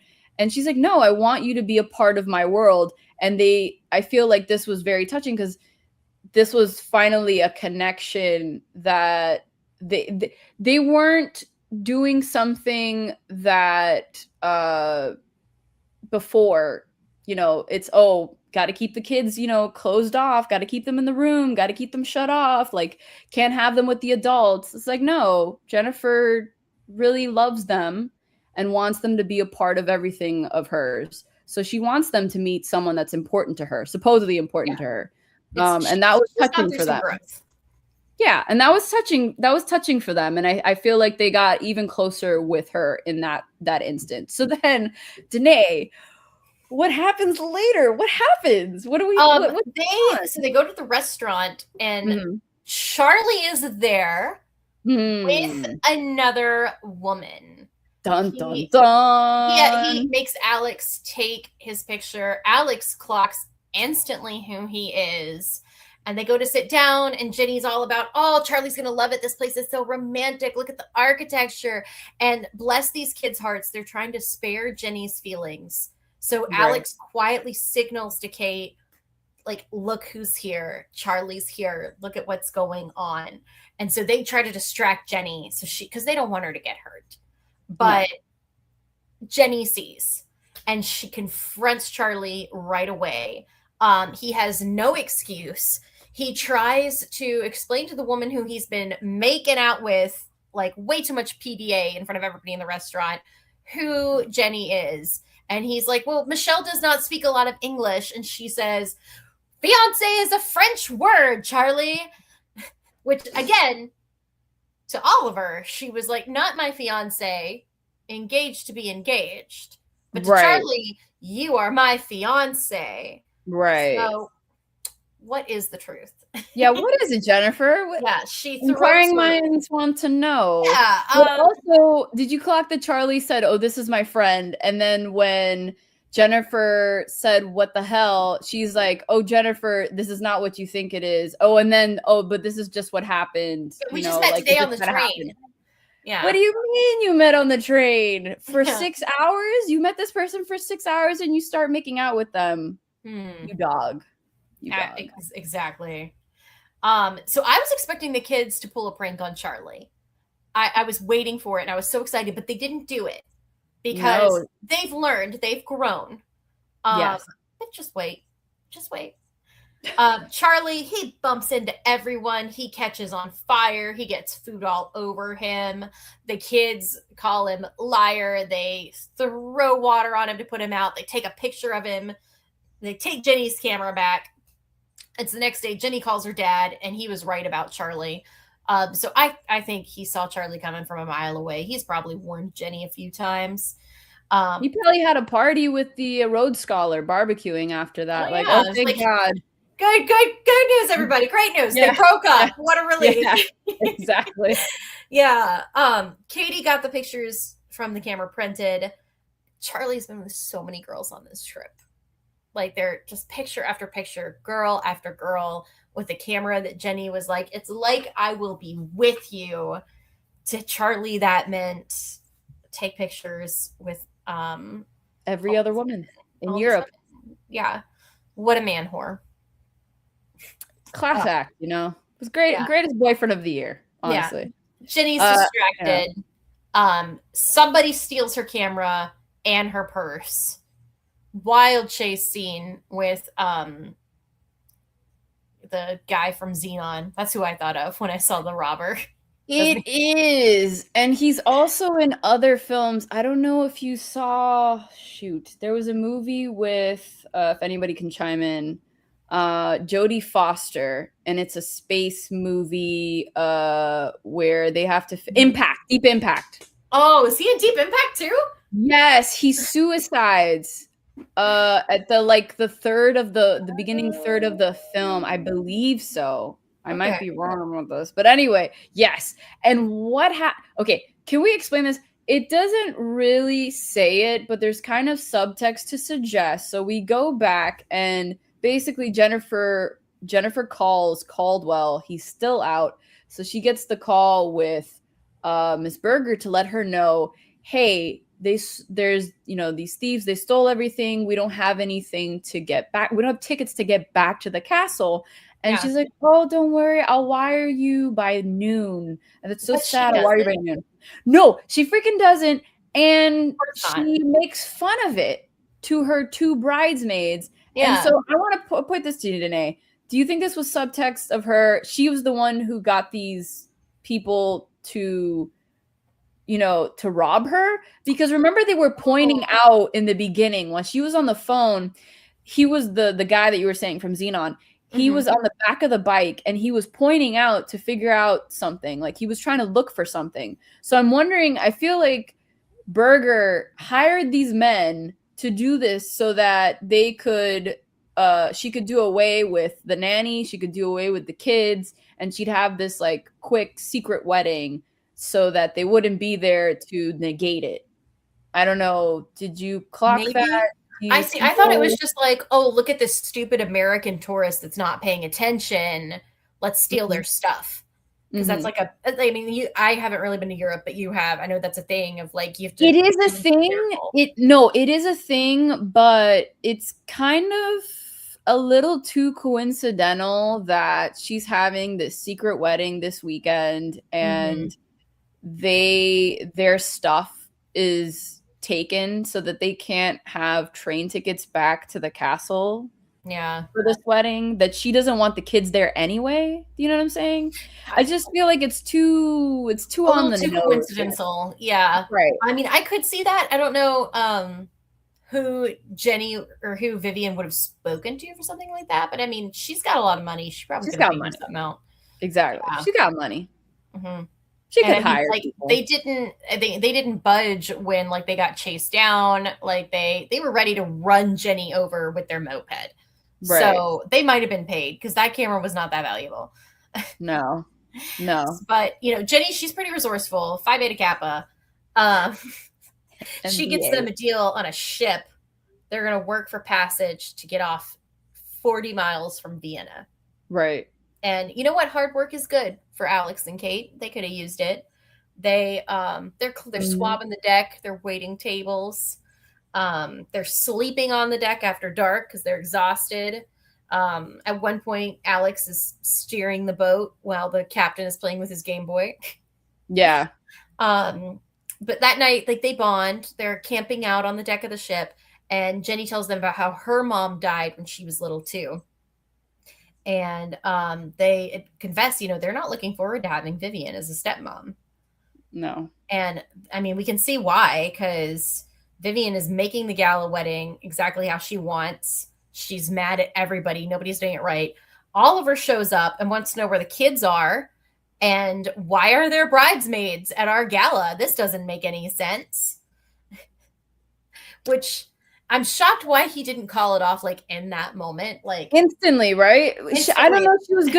She was good at manipulating him. She I mean, explained to him, she said it to him too. We need to show them that we're on a firm front, that this is for real, that this is going to be their reality. And somehow, because remember, has no critical thinking skills for a true. CEO of a global international firm and has castles, that this is going to be fine. The kids will be fine with this, and they'll have to be fine with this. Even if this is not fine for them, this is fine for me.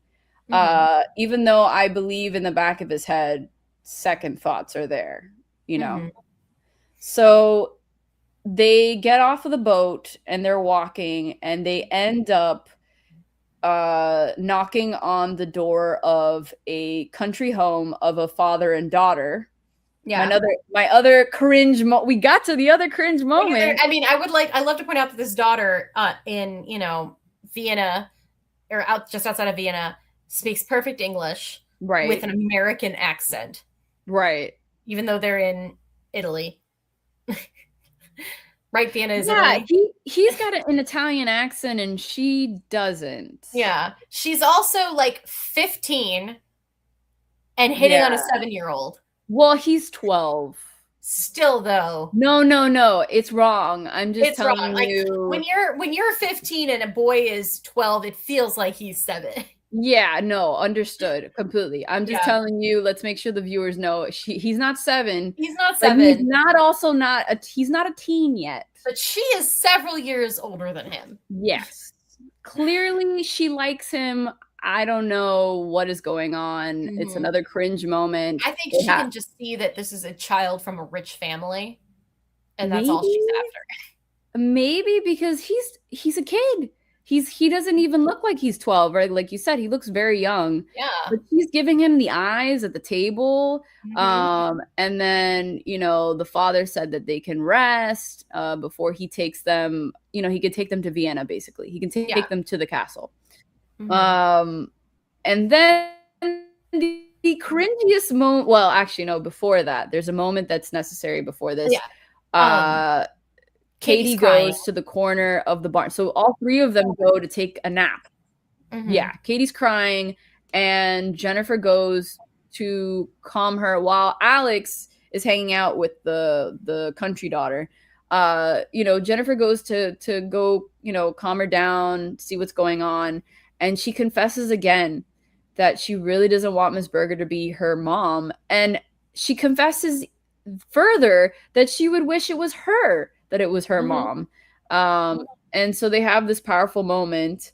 Yeah, she's even like, I would rather sleep in the barn with you. Right. Yeah. I'd rather be here.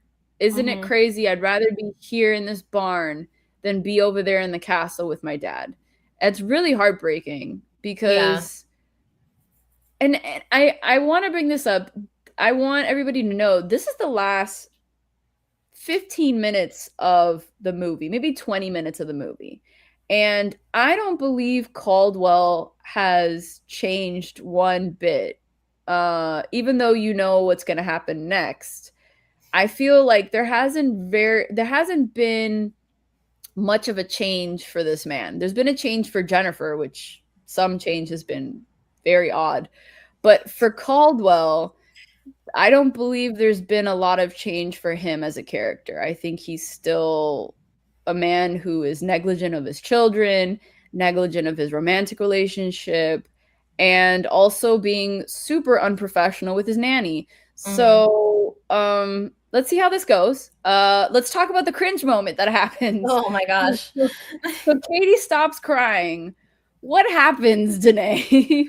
We hear a very excited Alex and Italian farmer's daughter with an American accent. Luckily, all they're doing is playing on his Game Boy. But that's not what it sounds like. No. And it's very, it's very, very different in the 90s. They, wouldn't get away with that now. No, you would 100% not get away with And that. as you said, Andrea, this is easily the cringiest moment of this film. And it's not just cringe, it's like Uncomfortable. genuinely uncomfortable. Yeah. No, I was uncomfortable this whole time, and I'm listening to it going, are they really going for this? Like, tell me again, what? Yeah. Now, question, you told me the writer was who? What did he write before? He also wrote on Boy Meets World. So weird. It's so weird. It's weird. It's just really weird. I forget if I had notes on him as a director, but yeah, it's just weird all around, basically. Yeah, because I mean, it's one of those things that like kids are not going to understand what they're referencing, and adults are just going to be uncomfortable. Yeah, because supremely. it's like, yeah, because like it's the adults that are watching this are watching it with their children. They're not going to think it's funny. It's and if you do think this moment is funny, you need to go to therapy. Yeah. Seriously. Yeah, we need to get examined. Yeah. There might have been some issues. We're going to check your hard drive if you think this moment is funny.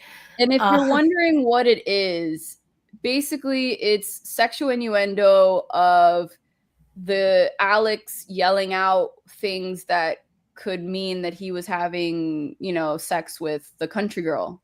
Mm-hmm. And I mean, when you listen to it, you obviously know it's not happening, but the intent is there, and that's what makes it uncomfortable. Yeah, just definitely not okay.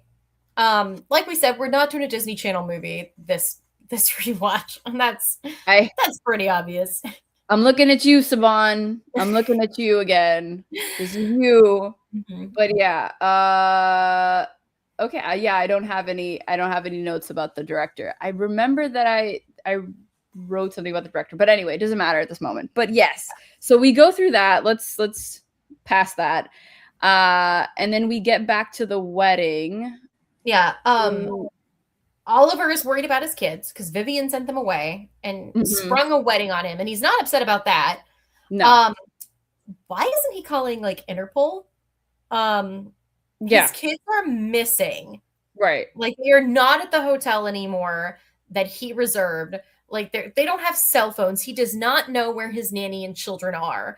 Why isn't he calling like they are missing? Go find them. Like why didn't he send Gimli in the car to like drive down there and be like, find where they are, check all the trains, check the hospitals. Like his kids are gone.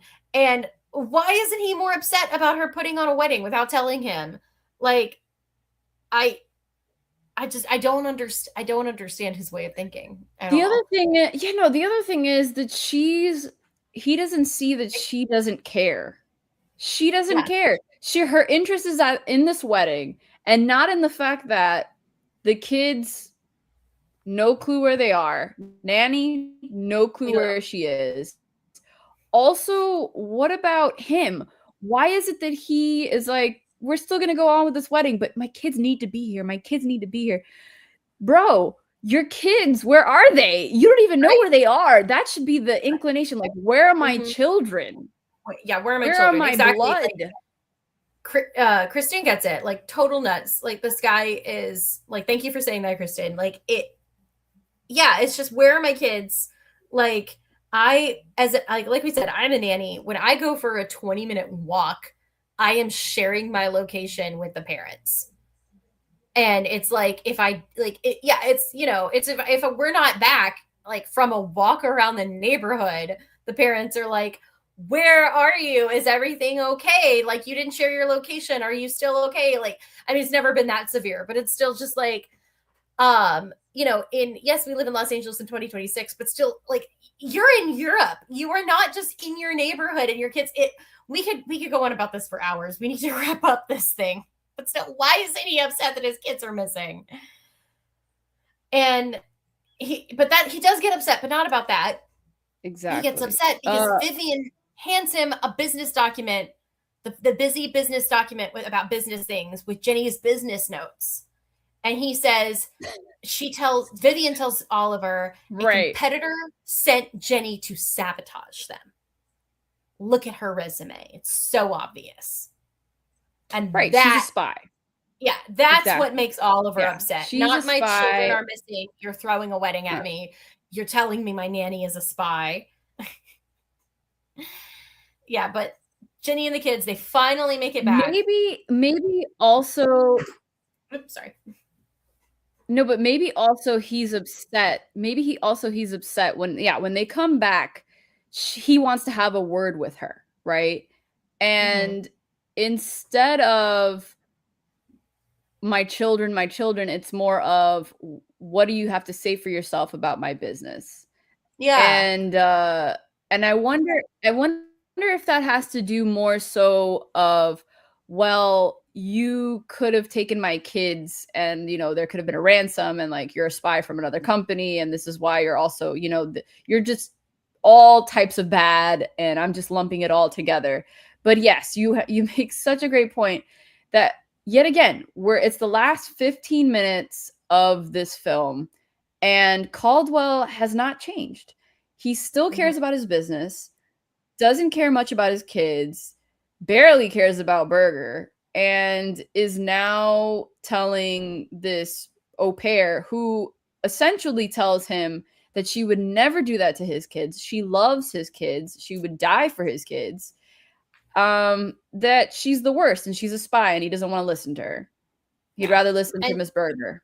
He even has that moment of like, why didn't you call? And Jenny's like, we did call.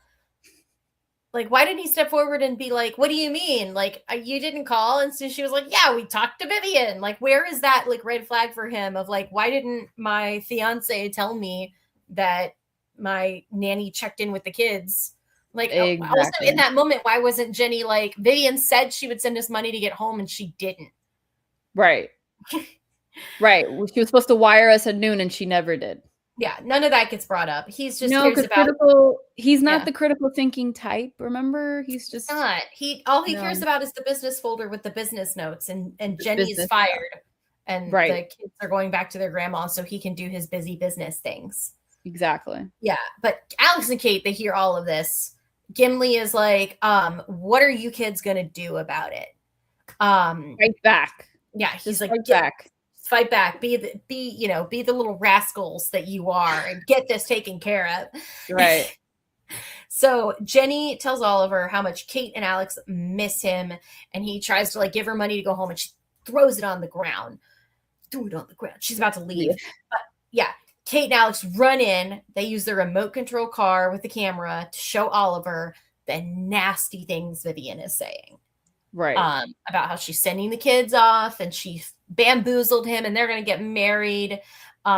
He had to finally see it. It took literally showing him to his face. He didn't listen to anybody else. So he storms into the room, instantly calls off the wedding. He tries to send Vivian away. He storms out. Vivian follows him to the bridge. And she's like, well, if you're throwing it off, I want my wedding ring, which isn't how this goes. You're supposed to give the engagement ring back, not demand a wedding ring. And Oliver throws it, and Vivian tries to catch it. She falls off the bridge into the water. With the bridesmaids. Yeah, these evil stepsisters fall in with her.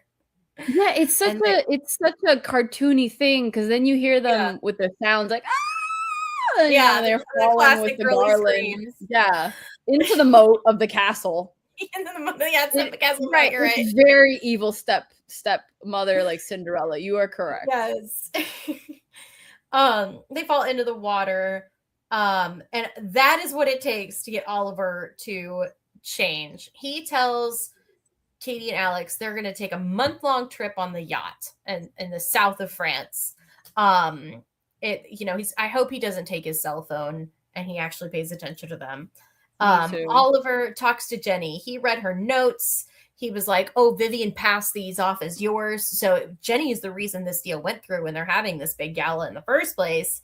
And he offers Jenny a job. And she says no. She wants an apology instead. And he says he doesn't apologize. He's not one to apologize. Caldwell, if there is any moment in time where you should be saying, I am so sorry, it is here, my friend. It is Yep, here. it is here. This is What a line. Well, I'm not used to saying apologies. this is why we needed 2 more movies, I guess, to get him better. Right, for his character arc to actually Yeah. make something of him, because he's horrible here. He's Horrible. awful. But he kind of says sorry in a very like, you know, rich man sort of way without Right. actually saying sorry. And he kisses Jenny. Well, she kisses him as an unprofessional. Yes. Another unprofessional move from the au pair is her kissing him because she sees the moment. She's like, I want to kiss you. Yeah. By the way, I don't know if you clocked, but before he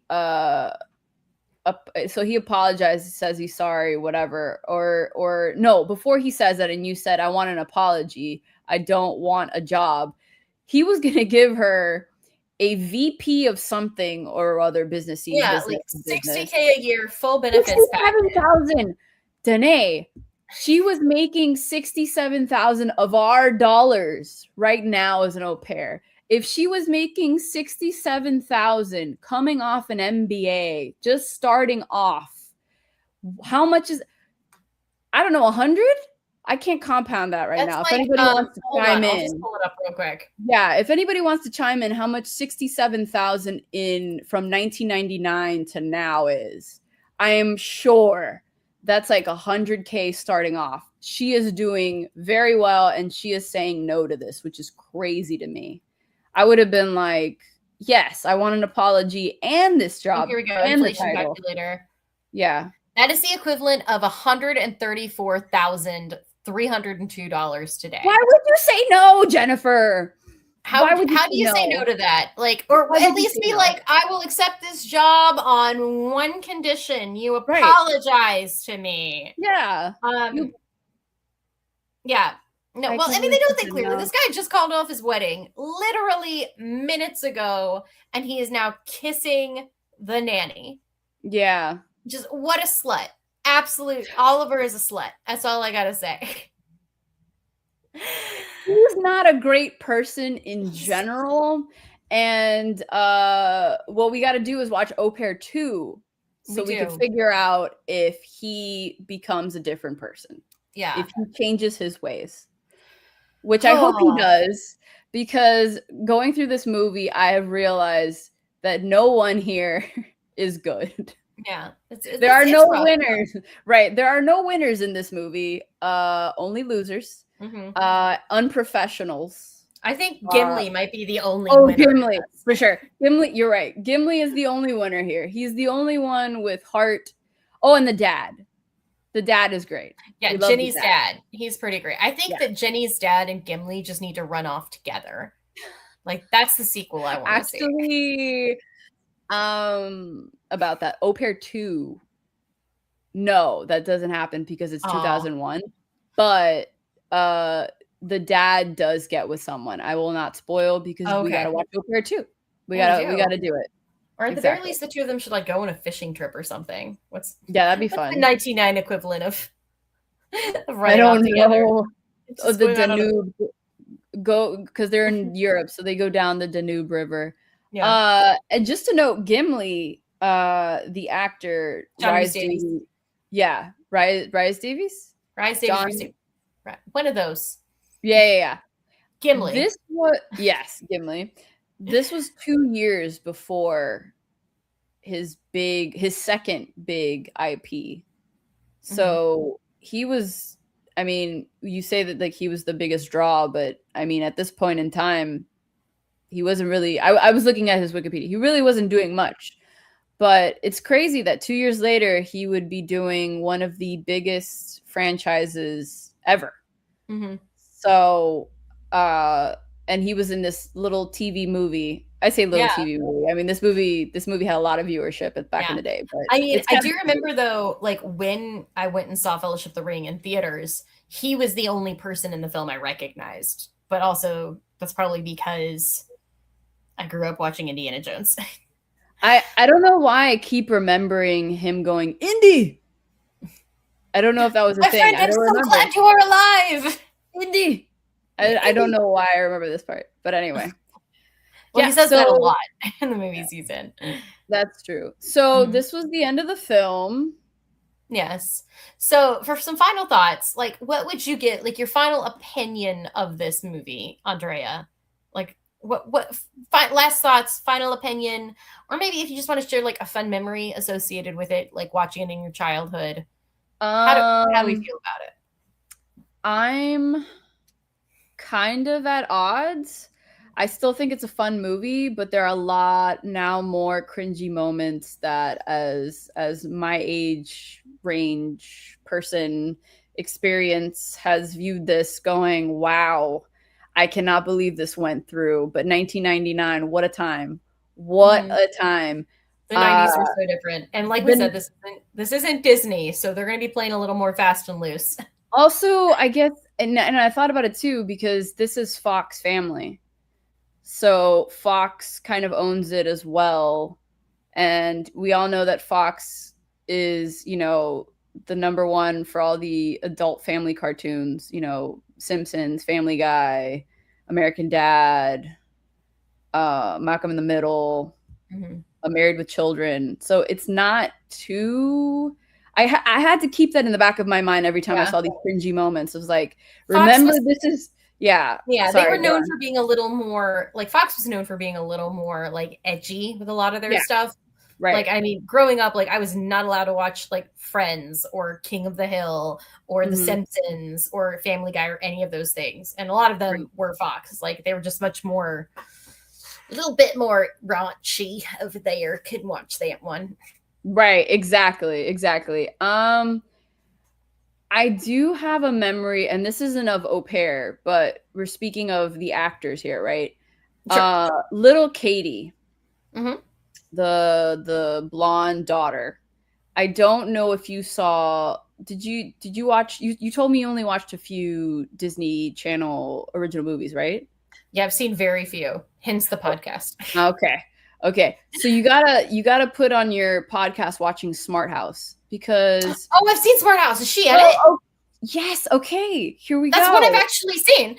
Yes. Okay, great. Because there is I think it's an iconic scene. It's not, I say iconic, but come on. It's I forgot what year it was the Smart House was, but she in the movie, she plays the daughter, obviously, younger daughter. Mhm. And there's an iconic scene where in the Smart House, she on her walls of the room, she is jumping up in the bed and dancing to C'est la vie from Bewitched, like the Irish girl group. Do you remember that?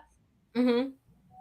I You have like a do? vague memory of this scene. Yeah, it's been a couple of years since I've seen it, but yeah. I don't know if it was my young elementary kid school self, like kid self, 10, 11, 12 years old, going, oh my, that and her asking for a smoothie because I saw that and I want, my God, I want this room so badly. I wish I was her. And she's my age, so I just remember that. But yeah, I can't tell you that I remember Au Pair. It's kind of like watching Harry Potter. Like I remember same thing, like Hmm. actually same thing where the actors like Daniel Radcliffe is my age. So I went through the books or I went through the movies. I went through the books before the movies, but going through the movies his age, I grew up like his age too. So with her it's the same thing, but like speaking of this, like Au Pair, they would play it over and over on Fox Family, and then later on when ABC Family took it over in like 2001, and then they had the sequel and everything, and so I'm not too much into remembering all the little tidbits, obviously from the first time I watched it, but multiple watches. I just remember watching it is what it is. Like I remember watching it and seeing these little scenes, but Hmm. um I don't know. I it's a good watch. It's still a good Yeah, watch. I think it still holds up. I just find that some things were not meant for not meant for our eyes. Yeah, I At mean, least not my eyes. it was definitely a product of the time, and it's one of Yeah. those that, like, if you have kids now, I wouldn't recommend watching it with your kids, but if you want, like, one of those, like, easy, fun, like, throwback movies, like, this is a great one for that. Right. Mhm. I 100%. mean, I don't know your kids. Your kids might be able to handle it. I think this inappropriate jokes do just kind of like go over kids' heads. I think that was kind of the intention too, is it would just be stuff that like kids wouldn't get and Right. parents would. They just went a little too far with it. But yeah, overall, I had a great time. I don't know. I need to start ranking the the films we watched because this is only the third one. But yeah, I had a lot of fun with this one. I don't know how I would rank it because it's so different from Under Wraps and Xenon, the movies we've seen so far. But I had a great time, and this is one that like I wouldn't be upset if Yeah. somebody turned it on. It's I don't know. Would you call this a family film? It was on Fox Family, but Yeah, would I you mean, call this a family film? I would call it a family film, but it's family film of 1999.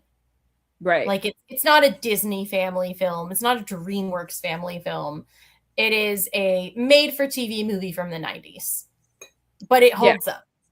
Yeah. Like it's better than a lot of made for TV movies from the 90s. Yeah, I think I mean, we obviously are nitpicking all the unprofessional things and the red flags, uncomfortable, the cringe. But for a TV movie, it has a plot. Mm-hmm. It makes sense. Are the behaviors well enough? Probably not. Some things are odd. But for the most part, it's not boring. It's not a boring movie. No, It was that's yeah. why we need 2 sequels, is to straighten all these characters out and get them better. Yeah, exactly. Oh, Fair. Well, there was anyways, rumor there were 7.2 million people watching this. that's a lot. That's great for a Fox Family movie. Yeah. Yeah. Anyways, everyone, that was the Au Pair from 1999. We hope you had fun. We hope you get the chance to watch it and then listen to this podcast. If you're listening to the podcast and you haven't seen the movie, I don't know why you'd do that unless you just love us. If you are watching this podcast and you didn't see the movie, your name is either Tom or Chris, and you're here for us. So, anyways, yeah. So next week, or excuse me, next month, 2 weeks from tonight, the Fangirls will be going live. I'm pretty sure we will be discussing San Diego Comic-Con, which Katie and Jessica were all a part of. They'll probably give in the rundown, talking about some more stuff. Hi, Chris, is that you? No, it's Game Boy's channel. It's Game Boys, sorry, Game Boys. Hi, Game Boys. Channel on YouTube. It's the only gaming channel on YouTube. Yeah, so but meet us here live. We will probably be on Twitch 2 weeks from tonight, talking about San Diego Comic-Con. And then 1 month from tonight, we will be back, likely on YouTube again, and we will be discussing Johnny Tsunami for our August rewatch. Also recommended by Andrea. And we are YouTube's only gaming channel. Well, I mean, I don't think you sent it to me specifically, but when we were at Disney Channel night at Disneyland, you told me it was good, and you were like, "You need to watch this on the Rewatch podcast." And I got your picture on the surfboard. Yeah, and I haven't seen it, so I gotta watch it and talk about it on the podcast. No. There's a oh my gosh, there is a you'll see. There's a catchphrase they have, and you'll probably be saying it after a bit. They have a catchphrase. Go big or go home. Go big or go. That comes from there. Go big or go home comes from Johnny Tsunami. I'm sure it was before that, but they made that popular. They popularized it. Yeah, they popularized it. Yeah, well, we'll be just talking Johnny Tsunami, and it's gonna be awesome. But until then, Andrea, where can people find you? Out on planet Earth. Out in the streets. But I guess my Instagram handle, I mean, do people want to follow me? That'd be weird, but sure.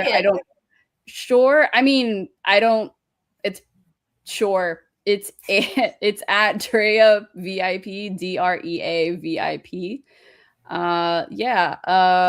Is this the part of the show where I plug in stuff? I can plug in something else. Yeah, please do. Okay, yeah. if you live in the Los Angeles, if you live in the Los Angeles area, I am part of let me say this again. If you are part of the Los Angeles area and you are a speculative fiction writer, and by that I mean not screenplays, but more so if you are writing fantasy, if you are writing sci-fi, if you're writing horror or any of those genres or anything of the mix, we have a group called Speculative Spec Inc. You can find us on meetup.com. We also have an Instagram, which I guess Danae can plug in later if she wants to. I can't think of it right now. I'll put it in the show notes. Yeah. And we meet up. We're a great group. We meet up to do critiques. So basically, you have a short story, you have chapters from your novel, we come together and we critique it, and then we also have a reading group where we read short stories and we kind of get feedback of like famous short stories that we can learn from and put into our practice. So if you're into that, please do message me. You can message me actually on Instagram. That'll probably be the best. You can message me on Instagram at Drea VIP, DREA VIP, if that floats your boat. So yeah, that's my plug. Because nice. yeah, why not? So you are a writer. I'm a writer. We're both writers in the LA area. You can find me right here on the Con Girls YouTube page. You can listen to this podcast anywhere you get podcasts. You can find the Fangirl Takeover on Instagram at the Con Girls, and we are on TikTok at Fangirl Takeover. You can also find my personal Instagram at DNAYS, and then I also have a TikTok at Danae Sams. I usually post a lot of sketch comedy on there, but it's summer and everything is hot and terrible, and I don't want to put on wigs and do that. And I get seasonal depression in the summertime, so I haven't been making a lot of them. But hopefully soon, when it's not 500 degrees outside, I will pick up on making more sketch comedy for those. So please follow me there so that you, and in the meantime, catch up on all of my characters and find out what Aunt Kathy and the redneck neighbor are doing. But until next time, thank you so much for tuning in. Let us know if there is a great made-for-TV, direct-to-video film from the 80s or 90s you would like us to cover. And Andrea, thank you so much for stepping in tonight. Thank you so much for having me. Great. This has been so awesome. I've loved it. But thanks, everybody. We'll see you on the next stream. Bye.